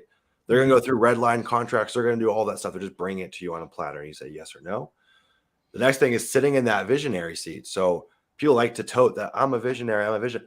Well, do you have a vision? How often do you think about your vision? Are you steering that ship looking 6 to 12 months ahead and building the battle plan for that? If you're not a visionary. You're just a guy that calls yourself a visionary, you know? And so that's part of that role, is being forward looking. Like any industry, land is going through evolutions. It's going to change over time. And the playbook that got you here won't typically be the playbook that gets you to where you want to go. And so you got to be thinking critically about what's that next step and then building the initiatives around that. What I do is when we have a new initiative, I roll up my sleeves, I get my hands dirty with the team, and I start doing it with them. And what I do is I document everything that we're doing. I turn that into a process. So I do the work once to delegate infinitely. That's one of the best pieces of advice I'd say. If you're a new land investor, and even if you're far away from having a team, document every effing thing you do in your business, right? I'm going to share my screen here. So I recommend just recording your screen on Google Meet or Zoom or whatever, documenting what you're doing. And then I like to also have written processes, because if your process change, which it will, going and redoing a video is kind of a pain in the butt, right? And so I also like to have written processes. I use Lucid charts to build out my processes, and they just look like this, right? It's just kind of like these flow chart things. And yeah, just start documenting as soon as possible. And so when I go through that, rolling up my sleeve and getting my hands dirty, anytime I go through a new initiative, I'm documenting that and then creating roles to support it. So that's it, man. So for you guys, heck no lead qualifier, whatever it's called. We got to go acquisitions all day long. See, now my thought too is, though, if these deals seem pretty easy to close, right? So instead of me doing that and getting a lead manager and doing all that, getting a acquisitions manager right now, I almost would rather get somebody could go in. We get a lead. When the lead comes in, we get somebody that goes in, puts all the comps, takes the land ID picture, checks for water, checks for this, tells you what things you're going for, so that this way I could just click that lead and say, okay, here's all the comps, here's what it goes for. Okay, good to go. Now I just call that, hey, we could accept the offer. Good. If not, see you later. Do you think that's that would be more of a general VA type thing? I would call it, because how many deals do you have coming in? Not enough to sustain someone doing that 40 hours a week, right? And not enough to sustain a acquisition manager either. But you guys aren't far off. Look at you guys got 20 leads from 6,500 mailers. We've done that we only started mailing like three or 4 weeks ago. This month, you guys now can understand how you can easily hit 10,000, 15,000 mailers a month, right? Especially because you guys can kind of divide and conquer. I usually tell people, if you're sending out 10,000 mailers a month or getting 50 plus leads a month from whatever source, you should have an acquisition manager at that point. So you guys will be there very soon. But yeah, all that stuff you're saying sounds like generalist VA to me, even though that is what like a lead qualifier or intake manager would be doing. I also think that there's probably not enough work to sustain them full time currently, because usually that's why we bring on that lead qualifier later in the game, because even at 50 leads, it's probably not enough to sustain 40 hours a week, right? But once we're doing 100, 150 leads a month, then it's way too much for our acquisition manager, and we have enough to sustain someone for, whatever it is, 40 hours a week, whatever the workload is. I'm a big stickler against ever doing any part-time hires. Not about it. You could do like part-time partnerships. Like all the time, I have people that say, hey, Sumner, I got this deal. I said, cool, we'll JV together. We'll do like a mini apprenticeship. I'll fund the deal. It's like a mini partnership, right? And they're kind of part-time, but I don't do that with employees. Y'all should get a business at or side by side to cruise the parcels. What's that? What does that even mean? Gage says y'all should get a business ATV. Oh, Literally an ATV. Yeah, got you, man. So the guy Chase, the realtor. Yeah. I called him this morning. I said, hey man, would you be able to take a look at this property? He goes, yeah, man. He's like, I got my 4-wheel in the back and I got my drone in the back. I'll go do it right now. I'm like, you really just cruise around with a 4-wheeler and a drone? He's like, man, I created a good life for myself. I was like, dude, I love this guy. What a G, man. What a G. It's right. Okay, so yeah. So we're sending more mail now, right? So I want to keep feeding this guy, the realtor, and he gave us some good counties. He even gave us like price per acre in the counties. He's like, stuff is trading for about this right here. I mean, obviously, I'm going to double check it and see if it makes sense. But we pulled some counties, and those are the next ones we're going to mail, right? Would you focus one, that county is like killing us. Like we're doing really good. Would you remail that county pretty quick? The one we got 4 deals in, or would you wait 3 months? What would you do there? Okay, hold on. Let me put this in the chat. Okay. Hey, the playlist specialist, drop me an email, sumner@thelandpioneer.com. I just put that in the chat. That's our land email. If you want to drop me an email there, I'll take a look at it. I'm right now, I probably get half a dozen to a dozen people a week sending me deals. I don't say yes to all of them. But I have a gal right now. She brought me an 18 acre and a 20 acre in Texas. We're going to take them down to 5 acre lots, and we've got utilities on them. One's got a house on it. Dennis would actually be curious to get you to underwrite that. Yeah. And I'm going to fund the deal. I'll do the whole process. I'll fund the improvements. She'll probably make 6 figures plus on the deal just from getting the lead. You know what she did? Got a tax delinquent list, started calling, said, Sumner, I got 2 deals. I said, cool. She got them under contract. Let's do them. Right. I got a guy that made like 40 grand off of a subdivided. All he did is just get the lead. And so it's a really cool way to get your deals funded, but I'm not a deal funder. I'm going to take you under my wing. We're going to do like a mini apprenticeship, right? I'm going to show you the game. So if like you don't have money for, whatever, maybe marketing or more importantly, education, that's the play. I've got a handful of folks right now where I've just given them a list, 10,000 records, skip traced it. I said, you cold call, you email, you text, you find a deal. I'll show you what markets to go to. You find a deal, I'll pay for it. You'll get equity in the deal, and I'll do the whole deal with you. It's a really cool way to learn. So yeah, feel free to drop me an email over there.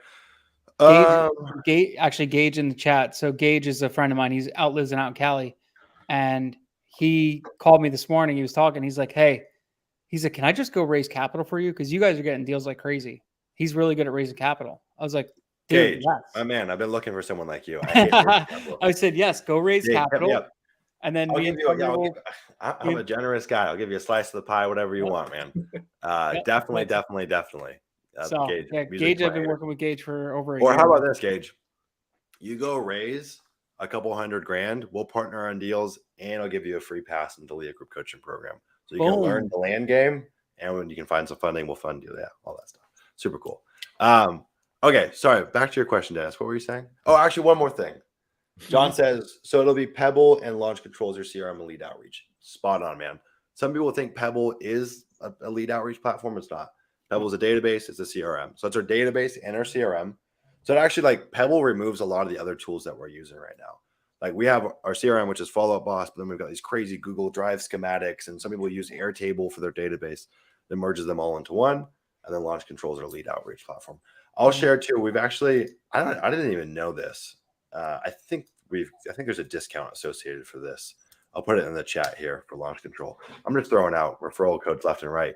I actually forget what the discount is on this, but I just got an email from Launch Control. It says like we're like their top 5 affiliate. We're about to win a prize. It's like a vacation or something. Let's see if we can run me up to the number 1. Actually, one thing too that I'll put in there, if you guys are going to use Launch Control, I got something pretty sick. I got 500 free skips through my favorite skip tracing platform that I'll give out to you guys too. I'll put that in the chat. Yeah, Gage, drop me an email, man. I'm happy to talk further. You could put me and Dennis all in a group email. We could chit chat. Hey, he's my guy. Hey, come on. I already told him the group chat. I already told him that I wanted, because we were talking about raising capital, and I told him, I said, yes, dude. It's funny because me and Sumner literally just talked about it yesterday. Yeah. And he called me the next day. He's like, hey, can I go raise capital for you? I was like, yes, we just talked about this last night. Our goal eventually is to start a fund. So yes, we're absolutely go raise capital. Gage, I love it, man. Yeah. I love it. He's a good dude. And Gage, if you need any like pitch decks or assets or case studies or whatever, I'm happy to give you all of our stuff. I think we've done 500 plus deals at this point. So it's good kind of benchmark that you could use to show people. I need that too. I don't know if you saw my text this morning. Yeah, I think if we could all, like, you guys know people in the traditional real estate world. Sounds like Gage is good at fundraising. I've got the land case study. We kind of merge forces. I think really cool things could happen. All right. Sorry, Dennis. What was the question? Let's go back to where we are at. Should we? All right. So should we remail this county again, the one that we had a lot of success in, like right away, or how long should we wait for that? Okay, so before I give you kind of my cookie cutter answer, out of that county, how much data did we mail? Rob? That one was like 2,200. Okay, but like, is there how much more data is there? No, Is we it like mailed everything. tip of the iceberg, or is that We mailed 10 through 200 acres. okay? So there's not that much data left. So typically, my rule of thumb is that we wait a quarter to remail. Think like doing it that quickly, you're just kind of step on your own toes. I don't think it's going to be super beneficial. I mean, it might be too soon for you guys, but I would take like an omnipresent approach. So maybe I would have someone cold call or cold email or text, and you could triangulate and be like, hey, did you get my letter? Right. But sending another letter on top of it now is too soon. So a quarter is typically a pretty good benchmark, unless you took that county and you took the tip of the iceberg. So you just took a few records, tested it, and you got good results. Okay, now I'm going to pounce, right? We'll do our micro mailer, get feedback, and then I'm going to come in and pounce and do something bigger. That's not really the case. You guys mailed a good amount of data on it. So yeah, I would hold off. I'd probably wait a quarter or so. The other thing is we've gotten a lot of deals. We haven't sold the deals yet. So like that's usually one of the reasons I want to wait a quarter or two is like let that kind of cool off so we're not stepping on our own toes with remarketing too soon. And so I can get a real case study from selling deals there. Getting leads is one thing, selling deals is another thing. That's going to tell you like if it's a market you want to work in again. It's also going to inform your pricing. I always tell people the best data you can get in this business is from the deals that you sell. The data we get online is crap data in comparison. Like you have the sauce to that point. The silly thing that a lot of land investors do is they get that golden information from doing deals. They do a few deals that worked out great, and they go look for new markets. Like, what in God's name are you doing? The cool thing is, as you build in this business, let's say you're 2 or 3 years in, you'll have hundreds of thousands of records in dozens of counties. It's really not about going and finding new markets at that point. It's about just remarketing to those places that work. I know land investors that make $500,000 plus a year net in one market, one county. I know people that do it in one city. So you don't need a lot of markets. Wow. Hey, I'm going to go get some water. I'll be right back. Yeah. No, this is awesome. Yeah, this has been amazing. Yeah, dude, it's like, it's so crazy because it's like we were already doing this stuff, but for some reason, just talking with Sumner and like doing all this with him, it just completely changed the whole game. It's getting all the what ifs and the questions that just pop up like answered at the end of the week. And in the flow of the discussion and us doing this, things come up and you're just like, I need a reliable answer. So it's either go to LIA or luckily at that point we were on the Zoom with him. But if not, we had LIA to go to at least. So. And the thing is too, is like we were getting cute with it. We were like, oh, let's text. So we were texting 10,000 texts plus whatever. And then we were sending mail that we were pricing at 25% of market and getting no answers. It's like, dude, and we probably didn't even price that right at all. No, like honestly, I know we've talked that like maybe that wasn't a great market, but maybe we need to go back through, reprice it, and look at it and go, did we just like completely jack that up because we had no idea what we were really doing? Like it would be. I'm not saying we have to do that now. I'm just saying it would be interesting to go back and look at that and learn from our mistakes and go, oh, we totally jacked that up. Dude, my friend called me today. He just started land investing. He's been doing it for about a year, but he's been fumbling and not really doing much good. So we started watching some of their stuff and whatever on just his YouTube. Just the stuff he deemed from that. He got, this is a weird lot. It's an infill lot that he mailed prior to, which is wild. Bro, he's buying this lot for $800,000 and selling it for 1.2. What the hell? It's a double close. So he's making like 400 grand.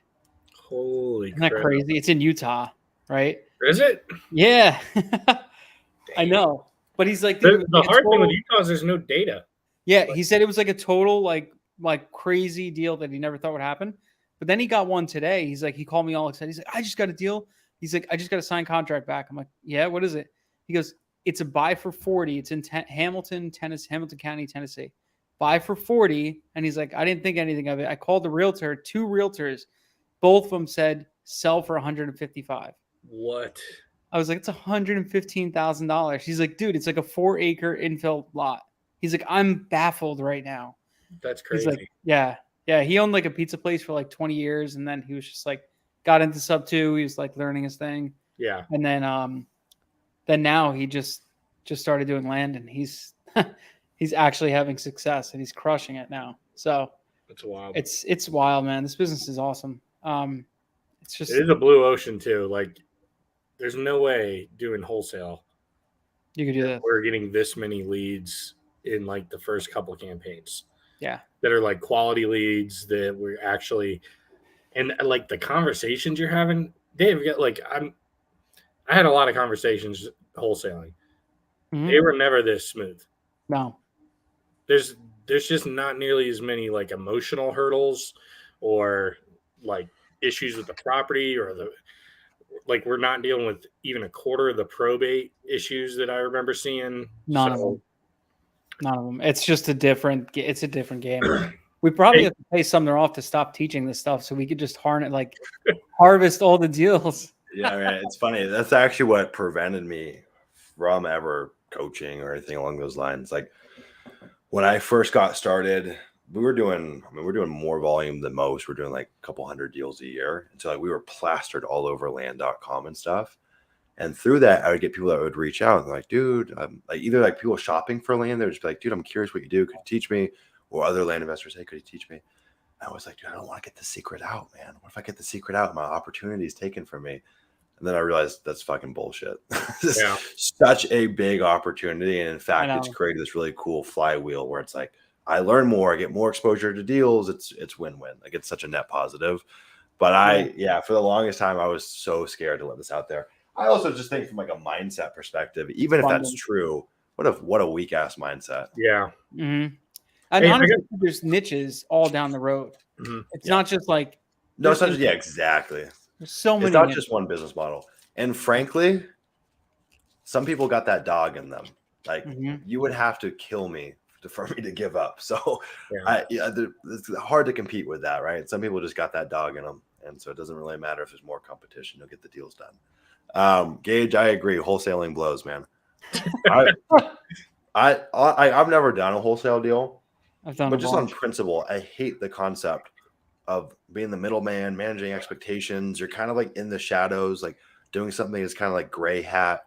People hate wholesalers. We get people like you guys have experienced this. I'm sure you get people that literally are so grateful for your service. They're so happy that you're helping them sell their property. Buyers are so happy that they're getting a great deal on land. I'm sure some wholesale sellers are, but for the most part, I feel like people just hate wholesalers, and I don't know, it's tough.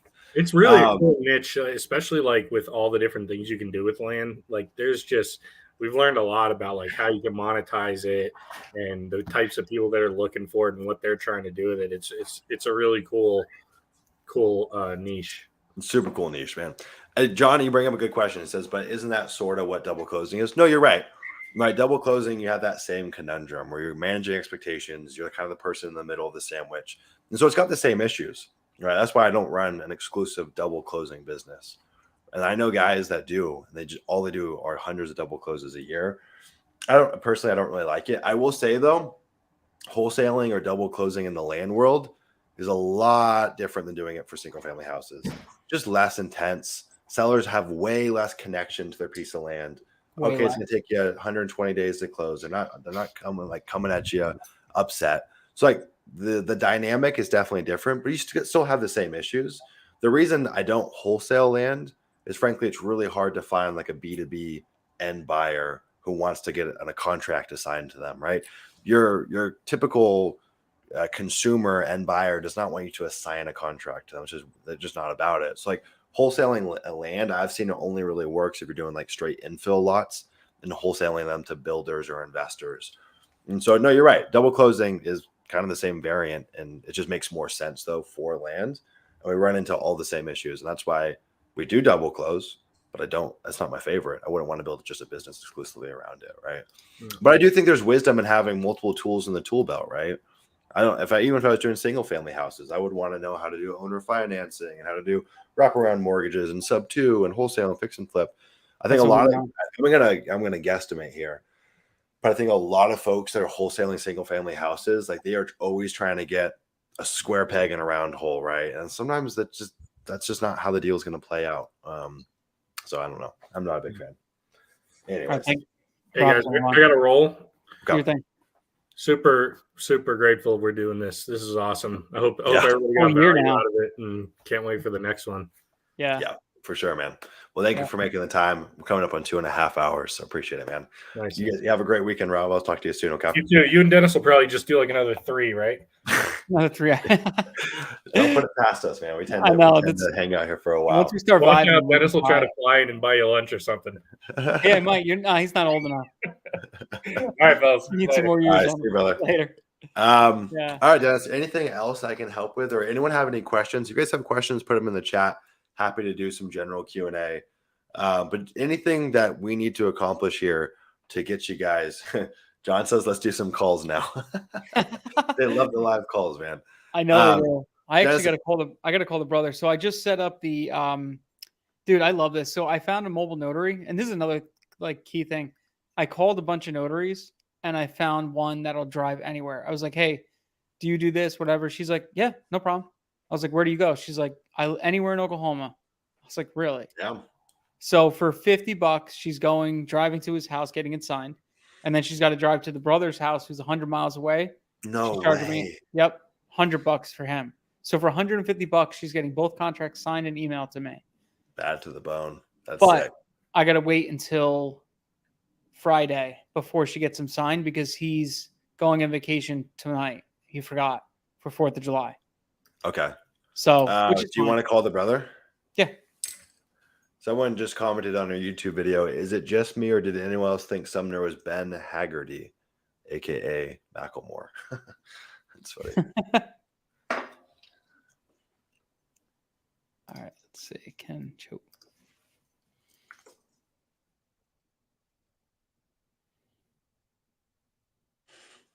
Three, 3, 1, 7, 8, 8, 9.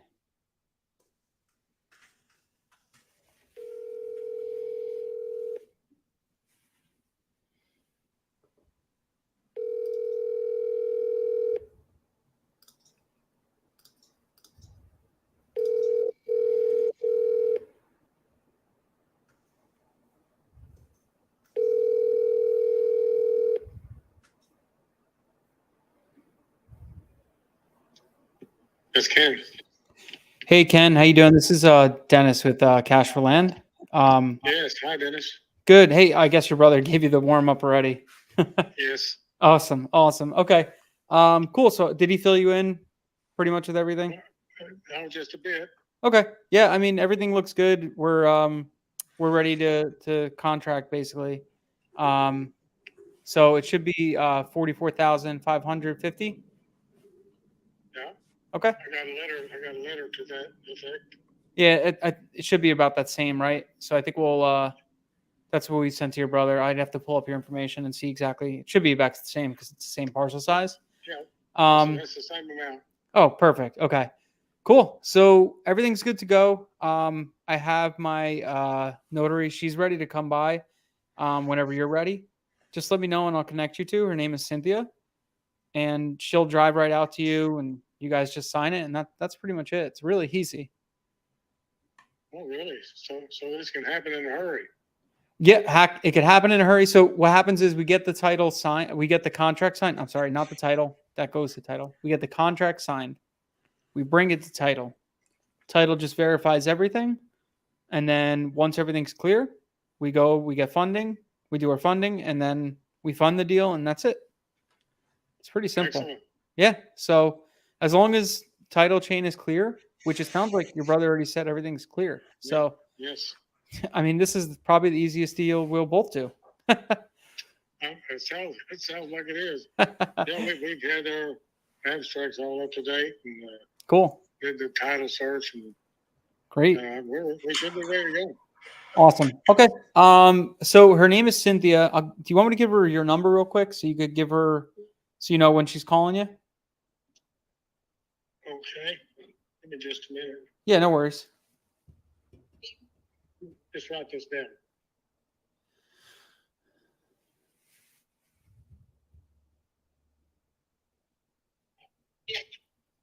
Okay, All give right. it to me. Her name is Cynthia.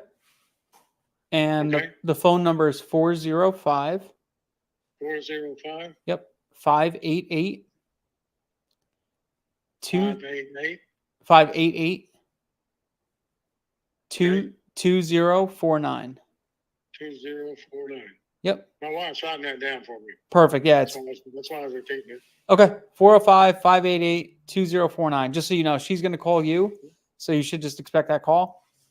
And Okay. then she'll schedule a time with you. And it's basically the same exact contract that I mailed you. She's just going to get it signed and then email it back to me. Excellent. Okay. Yeah. Just to make things easier. I know your brother said that email's beating you up lately. So just makes life easier if I just send her and that's that. Okay. Terrific. Awesome. Cool. Hey, look, I appreciate it. While I got you on the line, was there anything else you guys were looking at moving or not right now? Say that again. Was there anything else you guys were looking to sell right now or just these two parcels? No. This is it. Okay, cool. Yeah, just curious. I've sold everything else. What's that? I've sold everything else. Oh, I just missed you, huh? Oh man, yeah, because we also buy houses and we buy land. But I was just curious, yeah. So awesome. All right, hey, look, I appreciate your time. Well, let's go for an easy transaction. What can you say? Sounds great, Dennis. Great. Okay, thank you so much. I'll have Cynthia give you a ring. Thank you. All right, bye. Dude, I mean, you can't ask for an easier call. Just a hang up, swoosh. Dope, Brother man. already set him Dope. up. I mean, dude, where else does that happen? I'm sorry, but No. like I've been in real estate for so long. The only time I've ever had one call closes were PPC leads and some direct mail. And most of those leads were like, I'd call, talk to them. I'd have to go look at the house and then close it. This is totally different. It's like outlandishly different. So, wow. So dope. Damn. So, okay. So that one's going to go in. I'll text her and she'll give him a ring. So we got a message from Mr. Kevin. He says, where do you access your trainings or course? So just so I can provide clarity. So we've got our flagship program is the LIA Group Coaching Program. It's a 12-month program where we skill people up to 6-7 figures in their land business. And that's really like focused on learn the skill of land investing. And then we're going to show you how to build a business around it, right? You can go over to landinvestor.co, you can check it out. You can also get just a standalone kind of do-it-yourself LIA course. Those are all the modules that we use inside the group coaching program, but obviously there's no coaching with that. What we're building here, though, so you guys are seeing week 9 of our 90-day challenge. So this is our Zero to Hero program. This is literally, you guys can see the inside scoop, hours and hours and hours of training of how we documented the whole process with Rob and Dennis to get them from 10K. We're at 200K now in pipeline profit with these 2 deals that we just locked up on this call. And actually, I guess we're not even fully factoring the full value of the deal that you locked up earlier today. So that's like a buy for 30, sell for 120 if we offload that whole deal. If I sell it, yeah. You guys get literally everything, how we found the markets, how we go and price the markets. We go through, we have all the recordings from all the calls that we went through. We went through funding the deals, all that stuff. Everyone inside the 90-day Zero to Hero program too also gets access to deal funding as well. So that's more like the 90 days, like, okay, the most pragmatic, clear-cut, logical process to start with a few bones and get a lot more bones. But that program is not going to show you how to go from $250,000 to $1 million or $500,000. Like, that's all about creating leverage. It's about building the business. That is strictly about how can we get you from zero to doing deals in the fastest route as possible. You see, if you go through the LIA course, it's like drinking from a fire hose. You're just inundated with information. And that's why we actually created the 90-day program. I'm like, there has to be something that's a stepping stone. Because if you're brand spanking new, going through the LIA course without coaching is like information overload. And so this is kind of the stepping stone to see the exact playbook. Literally, you could not lose money mimicking exactly what we've done in that program. It's like identical. John, see you, brother. Thank you for hanging out with us, man. So we're doing 50% off currently for the 90-day program. It goes live in 4 weeks. So it's a pre-order. And so you get half off, and then prices are going up to what, 1,800, I think. Yeah. Yeah. Anyways, damn. That means it's gonna end. I know, man. Wow. This feels like we've been doing this forever. I know. But like you said, what? No, I was going to say, like you said, the cool thing is we're going to keep going with this and document it after the 90-day, and which is awesome. Yeah. So for you guys that are new on the call or didn't hear earlier, so we are doing a full year-long case study with Dennis and Rob, and the remaining amount is all going to be free, public on the YouTube. We're going to be putting that out there, but it's not going to be like tactical in the weeds, me showing them step by step the training. This is going to be more about just reporting for posterity. Like, here's where we're at. Here's what's happening in our business. Here's our KPIs. This is what we're focusing on.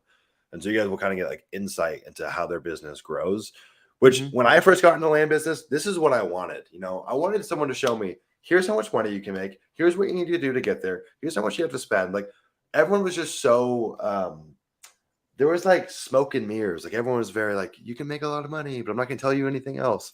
I'm like, dude, someone give me some clear cut fucking answers. Someone tell me how to do this. And that's what we want to create here. One of the most recurring things that I hear from people of like why they joined the LIA community is you're like, you were the first person to ever just speak clearly about how this works, and that the fact that you could take this farther than most people assume, right? Okay, so to get you guys rocking and rolling for week 10, anything that we need to do before then? You feel you guys got your mailers picked out? How much more mail do we have going out? So I think right now we have Bullock just hit with 2,500. We just sent out another. Oh man, I think it was 2,500, another 2,500, and then I think I approved. We found a county in Virginia that we liked. Okay. That there was like, it was awesome.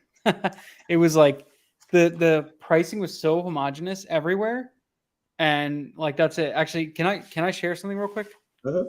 Cool. Let me just do this. So what I really liked about like a lot of some of these counties, like I found another one that I really like too, and I'll just show like what I loved about it. So I'll go to Redfin, pull this up.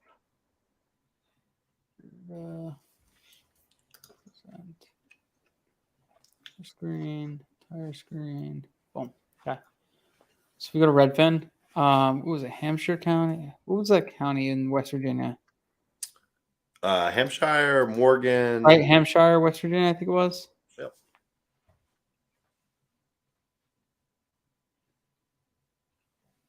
So I actually did this county the other day on my 5:30 in the morning call. I do a 5:30 morning call in Sumner's channel every Wednesday.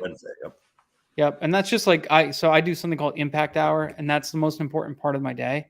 I do that every single day. I spend 1 hour focused on one task in my business. And that one task is like the most important thing, right? What's going to move the needle today? Let me focus on that for 1 hour. So if you read the book Wealthy Gardener, really helped me do that. So this county, I looked at this, and this is how I find homogenous pricing. I looked at this county and I was like, okay, look at this, 29,000, 5 acres. I go right across the other side. I have this is a little bit this one right here. This is 30,000 for just over 5 acres. Then I went and I found another one like this side of the county. Okay, 41,000 for 6 acres. And then 37,000 for almost 7 acres. So the pricing at all 4 corners of the county are like almost the same.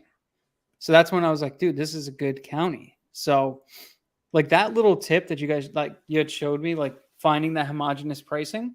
Yeah. I priced this county and everything like that in absolute no time. It was like, it took me like minutes to do.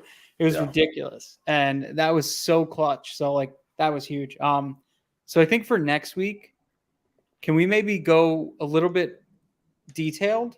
Like if we wanted to pick like a detailed county. Yeah. Like something that we need a little bit more work on, because I know we know the homogenous stuff. Yep. But or do you think we should even focus on that now and just stick with what's working? I mean, detailed comes in a gradient, so it depends on how detailed we're talking, right? Right.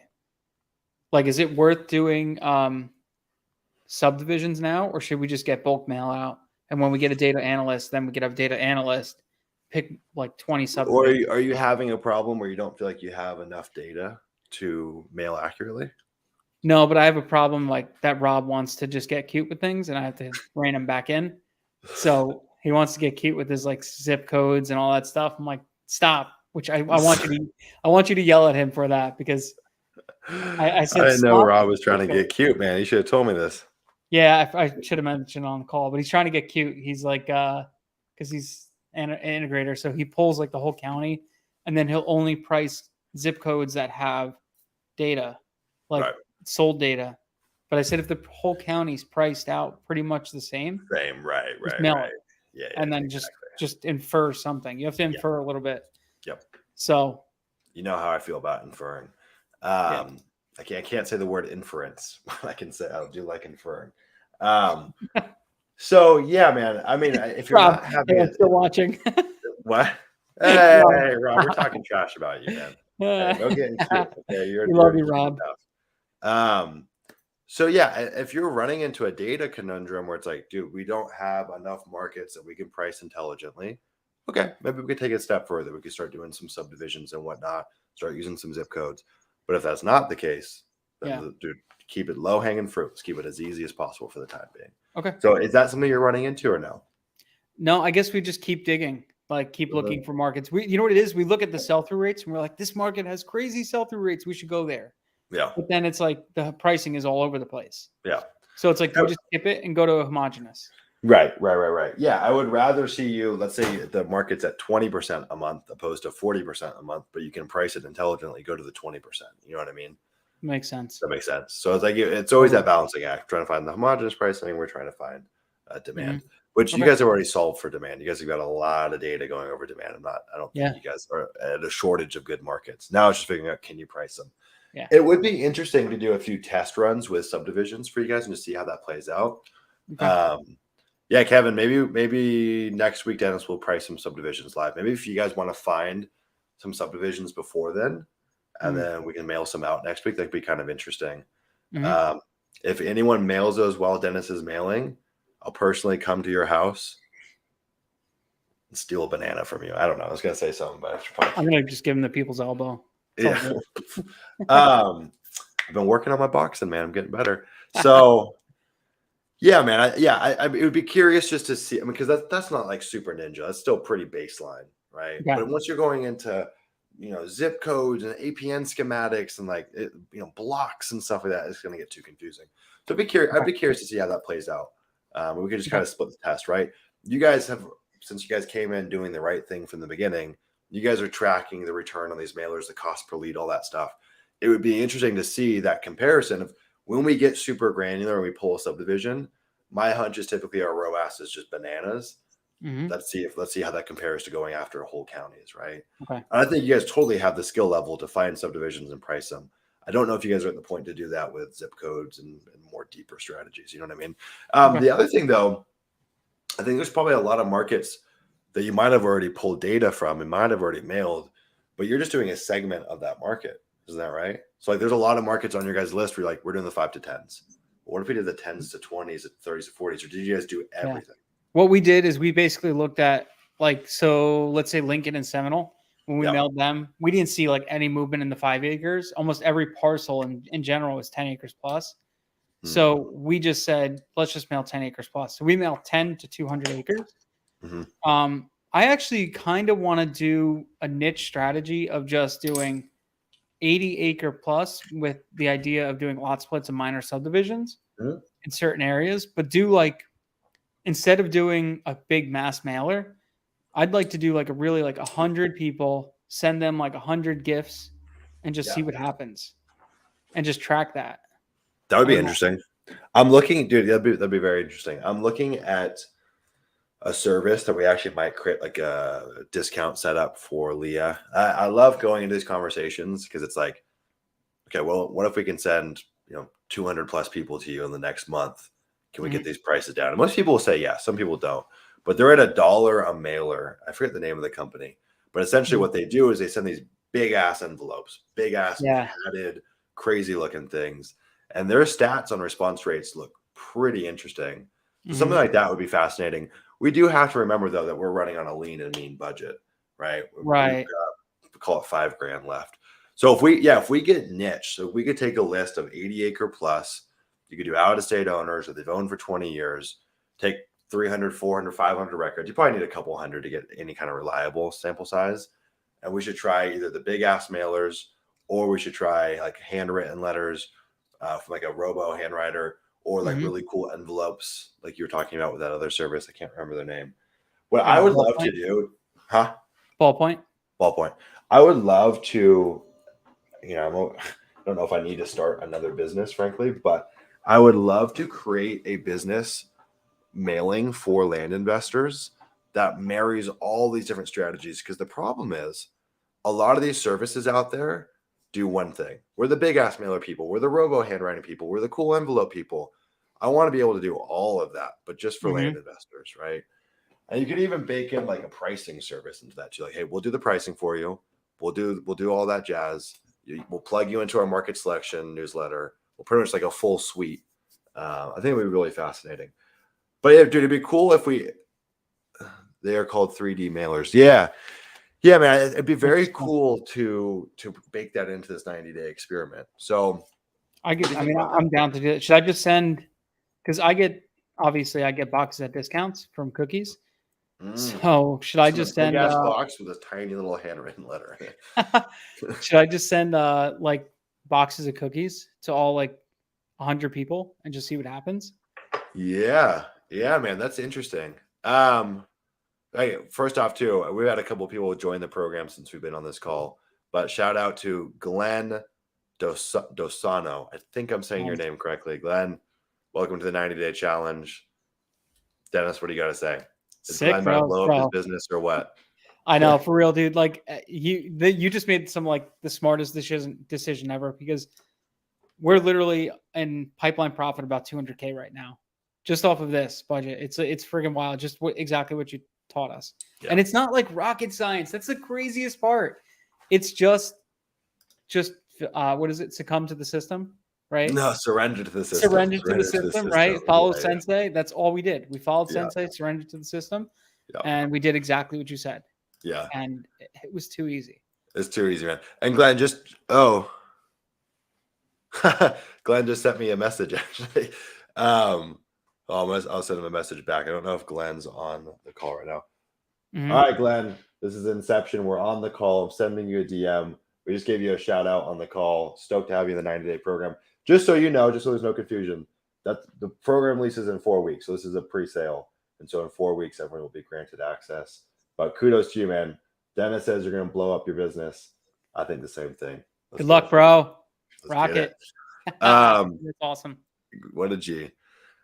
Okay. What was I about to say? You know what we should talk about next week is funding side of things. Now we have all these deals in our pipe. Like we need funding of what is it? 80, 60. We need like 250K. Okay. Something like that to actually get these deals going. Yeah. So, I mean, obviously, I can raise private capital, but I also want to know, like, for everybody else and what we could do as alternative options, right? So I'm not running around.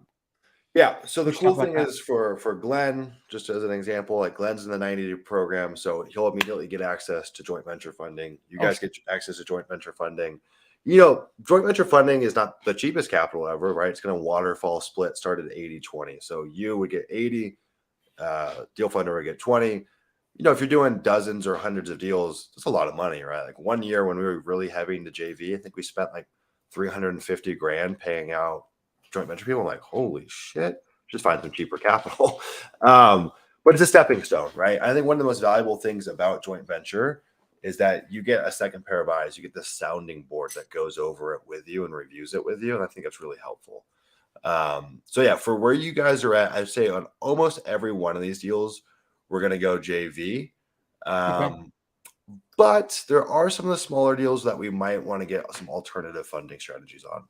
So there's a couple of different options we could use. We could use a hard money. Mm-hmm. So for smaller deals, sometimes that makes sense, right? You're just paying a few percentage points. A lot of deal funders, they're joint venturing. They want to go after bigger deals, like 25K plus.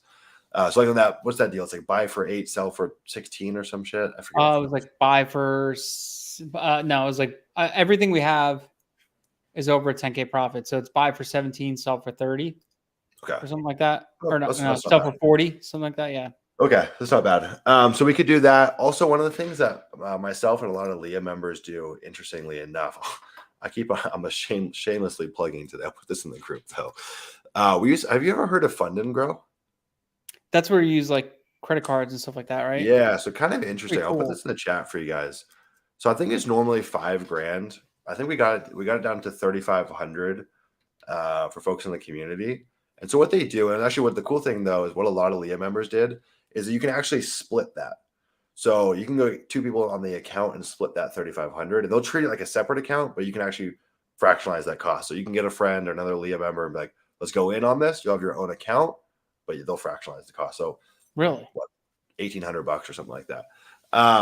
So what they do is you could go open up 0% business credit cards, but they literally go open up as many as possible.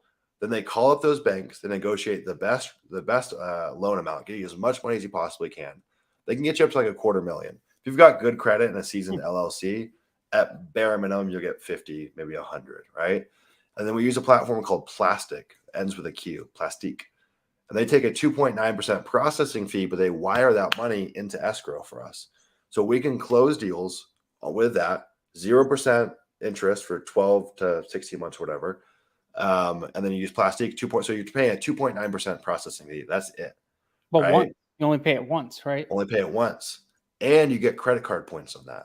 And you can turn that capital as many times as you want. And so the way it works is they do this every year for you. So you never get past that 0% interest. So like in 2023 or 2024, I pay them the 3,500 again. They open me up a bunch of new cards and we do it all over again. And so you're always at that 0%. And so you're never paying interest. You're paying a 2.9% processing fee. Now you're not going to get $1 million through them, right? But you can turn that capital so many times and it can fill the gaps in those smaller deals or whatever it may be. Super powerful. We got a lot of LIA members that use them for funding smaller deals. So I think that's a pretty cool strategy as well. Yeah, I think I gotta use it. And then you said you might have some like private lenders. Can I talk to the group about how you're structuring those conversations? Like how are you talking to people about land? So it's pretty easy. I just tell them like, so a lot of the guys I'm talking to are people that got burned on other deals, like they were already second position lenders or gap lenders, or they were EMD lenders, whatever the case may be. So they know what lending's about. So I just talk to them. I just ask them basically like, hey, are you still lending? And if they are, they're like, yeah, no, I got burned. Oh, whatever. I'm like, well, would you consider lending if you were in first position, secured to an asset with 50% equity? And they're like, yeah, of course I would. They're like, what kind of asset is it? I'm like, well, we buy land and then we take it and we go ahead and either sell it right away, or sometimes we'll do lot splits. Sometimes we'll do minor subdivisions, whatever the case may be. And then we go and reposition it with a realtor. So we have a realtor on the back end who takes a look at the pricing, make sure it looks like a deal, right? So before we even commit to a contract, we already know what we could sell it for. Was that something that you might be interested in funding? And they're like, yeah, all day. Well, how fast can you turn it? Well, right now we're paying anywhere between 8 and 12 points per turn. And our turns, typically we price everything so we could turn it every 4 weeks. So if we have enough deal flow, and we most likely could turn your money every 6 weeks, essentially. Yep. So it's like 4 weeks, a little lull, 4 weeks, a little lull, right? And they're like, so if I gave you whatever, $100,000 and you could turn it at 10 points per turn times 6, you could make me $60,000 in a year. It's like, yeah, I could technically. Yep. So it's like a no-brainer for them. Yeah. And for us too.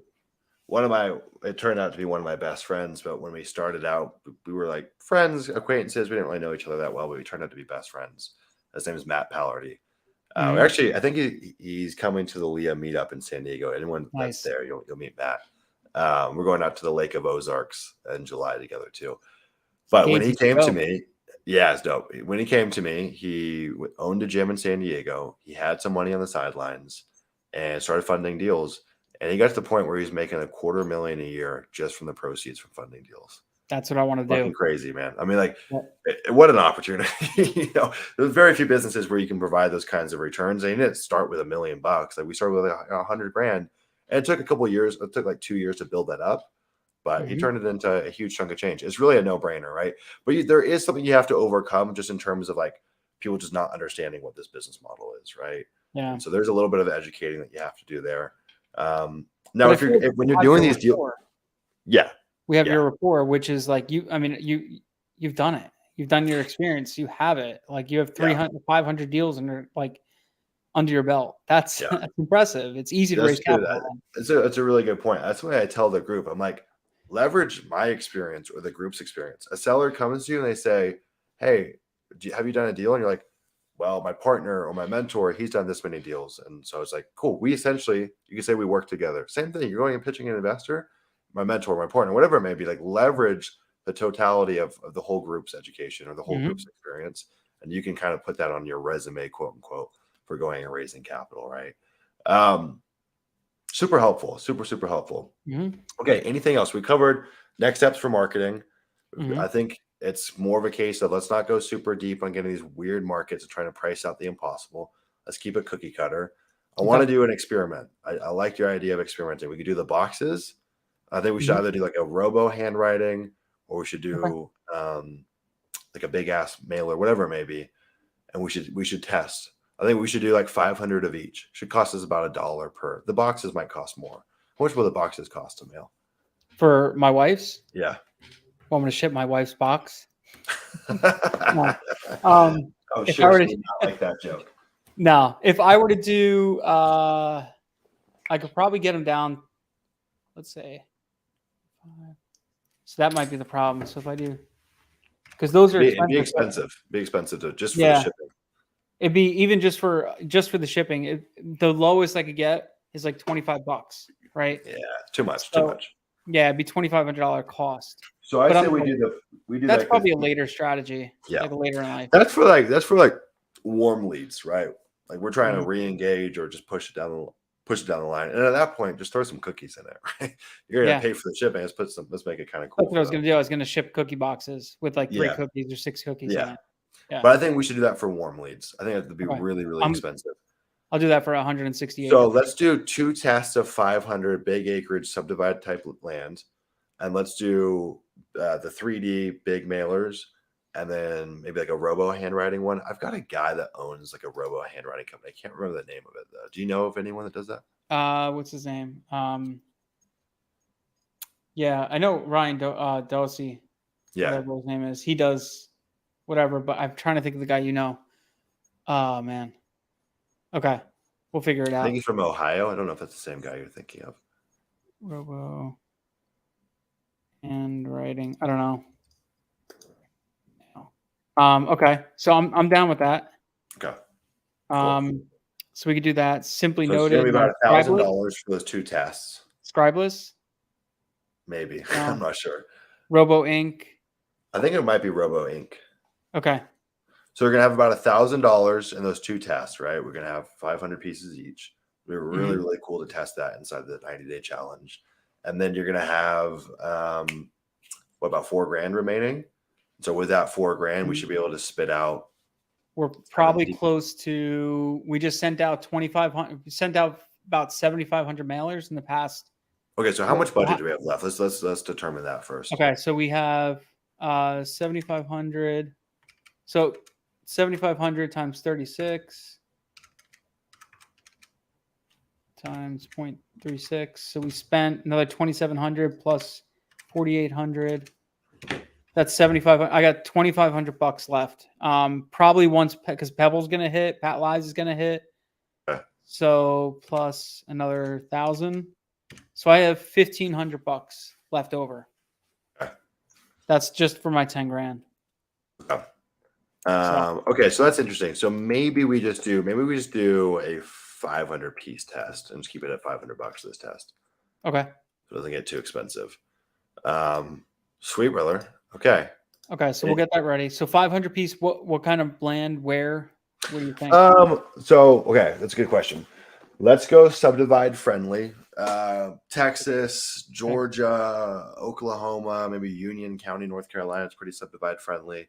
Let's go like 80 acres plus. So big stuff. 80 plus. And You said Let's Texas, go. Georgia. Yeah.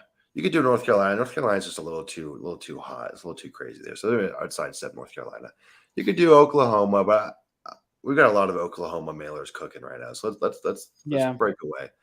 Yeah, man, I might point you in the direction of Texas, to be honest. Okay. So Texas. So go through the market selection framework that we've been using. Let's go find some counties with strong demand. Before you send that mailer out, though, let's go spot check those rules on Monday. Yeah, because it is county specific, right? So what we don't want to do is like, oh, we find out it's a really difficult county to subdivide it. What I would like to see, this is what I would look for. So 80 acres plus, and I would look for counties that have really friendly laws around cutting in roads, right? Because what's really tricky about the subdividing stuff is when you get a nice piece of land, but it's only got 1,000 feet of road frontage and it doesn't run along the length of the longest side of the property. And it's like, okay, well, we might be able to do a lot split, but if we could cut a road, we could make 10 lots, 8 lots, whatever it may be. A lot of counties have crazy road rules. They've got to be paved, all this stuff. I want a county that has no rules around it, or we could do a gravel road or a dirt road, and we'd pay like $8 a linear foot opposed to like $80 a linear foot, right? And so that would be like the real tell that I would look for. I would honestly probably put that slightly above demand. The truth is, Texas, there's demand. Road cut in friendly is priority one. Criteria. If I had to guess, I would say mainly on the west side of the state, you're going to find more loose laws around subdividing. Okay. Yeah. Okay. And then these types of letters, are they going to be neutral? Like yeah, it's a great question, dude. It's a great question. It depends on how big we're going, right? An 80 acre in West Texas might trade for $500, $1,000 an acre discounted, like what we would buy it at. So at that point, we could make a blind offer. Yeah. If we're seeing that this list is comprised of a lot of $1 million offers, it's gonna be tough, right? It's gonna be tough. So I don't know, man. I might go range.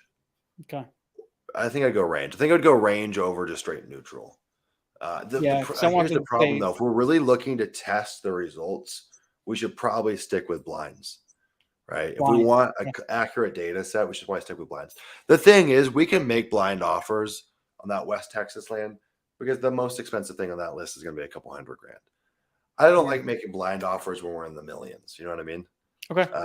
And that stuff is going to be pretty homogeneously priced to where you can have a high level of accuracy. So I think that's fine, actually. Should I mail 500 of my regular letters and then 500 handwritten to like half the list, like 500 to half the list, 500 to the other half, and then do a true test and see what our you handwrite them?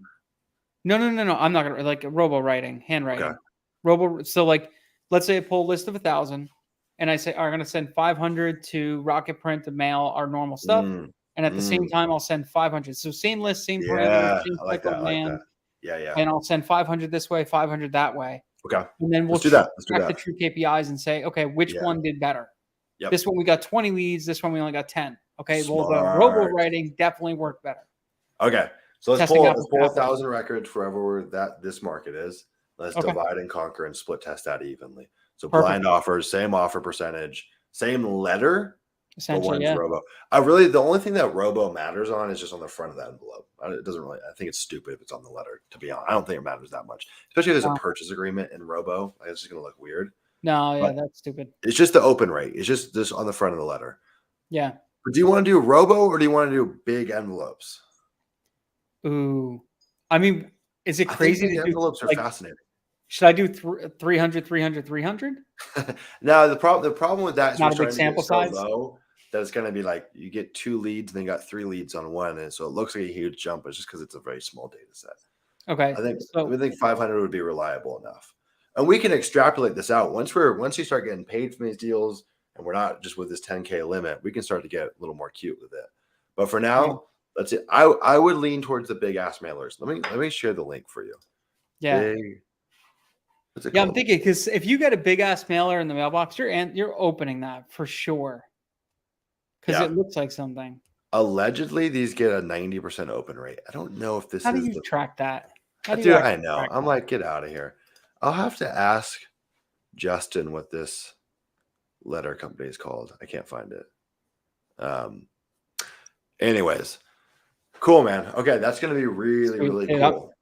So I'll have that prepped, and I'll bring some counties on Monday to the Monday LIA call.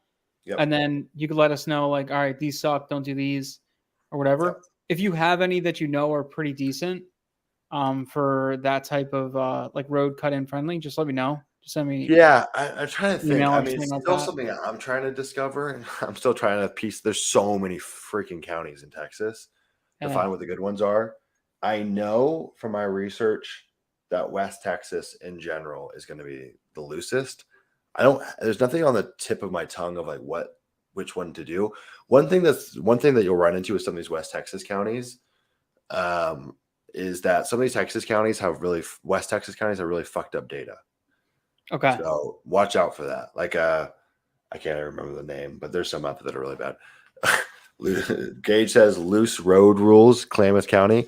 Yeah, I mean, you might be right, Gage. I don't know. I mean, Klamath County is a shit show. It's definitely the wild, wild west. But Oregon, California, these like West Coast states minus Washington are hey, Ange. bad news when it comes to any kind of value add development, any of that stuff. Like their land use laws are fucked.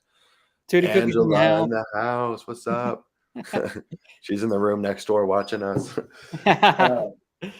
All right. Hey, Angela, I've been getting in the last 2 days. I got a bunch of people hit me up about the cookies. They were really, really happy with them. So, Hey, are you sending them to people who sign up for this too? no, sorry. They got to sign up for the LIA program. If you guys want a box, so this is pretty cool. I'll tell folks. We made Dennis, Angela, myself, Angela's Dennis's wife. We made land specific cookies. Okay. So we like the dirt cookie, what was it? Land of opportunity. Land of opportunities cookie. Sweet success. So yeah, we made these kind of bespoke cookies for folks inside the program when they join. So when someone joins the LIA Group Coaching Program, they send out those cookies. Andrew, we just sent out the first batch last week. We just put this in place like 2 weeks ago.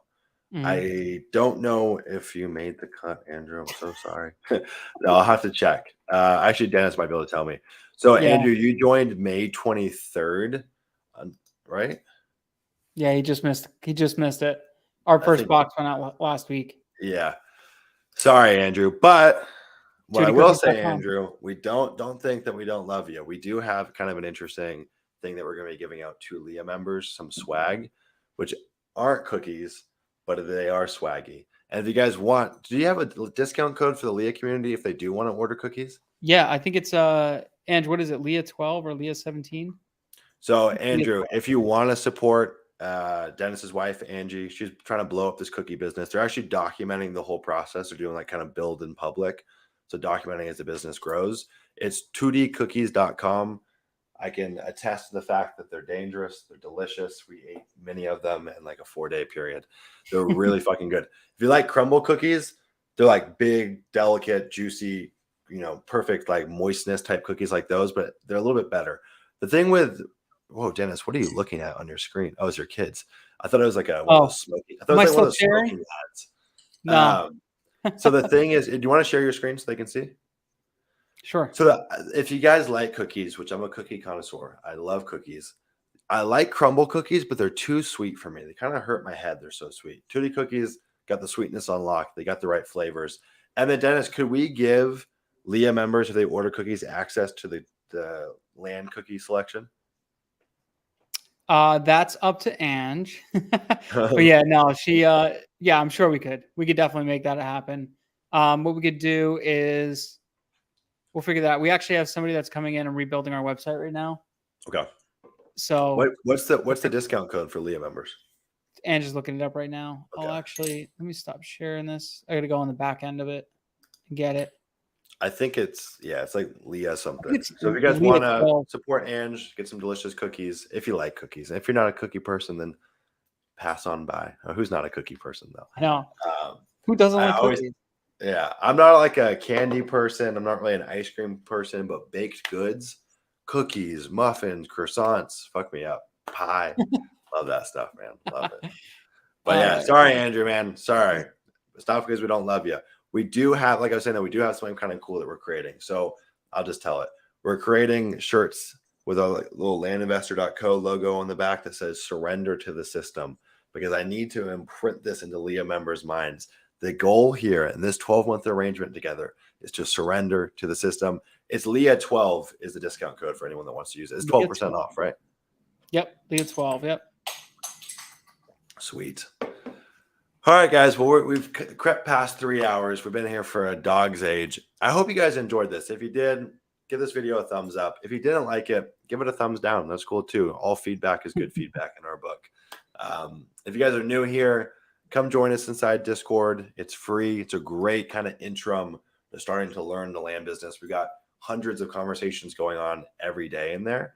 And so if you're like, what is this land investing stuff? I'm curious to learn more. I'm not ready to dive into a commitment with any kind of coaching or program or anything like that. I'll actually put it in the chat for you guys. If you guys want to join the Discord, it's landinvestor.co/Discord. It's also going to be in the description of this. Yeah, it'll be in the description of the video too. That's a great point. Landinvestor.co/Discord. It's free to join. It's pretty freaking bad to the bone. We hear pretty often that, why is this community so active? It's like you go look at a Facebook land investing community, go on Facebook and look at it. It's like 12 posts a week, 2 posts a day. The LIA Discord is cracking. I don't know. I don't know why that is, but I'm eternally grateful for it. Right? There's just people share, man. I don't know. I think it's kind of self-selecting. Like, I guess just the right people are attracted to it. But we've got folks. I'm like, dude, how do you spend so much time in here just giving out free game, like just for free? You know, they look like a Jerry. Dude, this guy's been in the land business like a decade. Guy's just spitting free game on everyone, man. He just sent me an email with 11 deals for me to buy. I'm like, dude, this guy's a freaking saint. Yeah. You got people like Ben G in there just dropping nuggets. It's awesome. Yep. Yeah, dude, Andrew, I know. That's like the one thing that we hear pretty often is like, how the heck do I stay on top of all the messages? You know, Dennis hates Discord for that reason, because things get lost real quick. He's a Facebook guy. I'm a Discord guy. But yeah, fun stuff. Well, thank you guys for tuning in, spending your Friday nights with us. The 11 people on this call, you all are the real ones. The 11 people on this call, you got to watch out for these 11, man. The fact that they're with us on a Friday night, 8 o'clock on the East Coast, you guys are doing the right thing. All right, guys, everyone have an amazing weekend. We'll see you here. If you're in the LIA program, we'll see you on our Monday call, 4 p.m. Dennis will be on Wednesday with another live. 5:30 a.m. EST. So all early birds. Yeah, come drink some coffee with Dennis and battle plan your day. All right, guys, much love. Peace.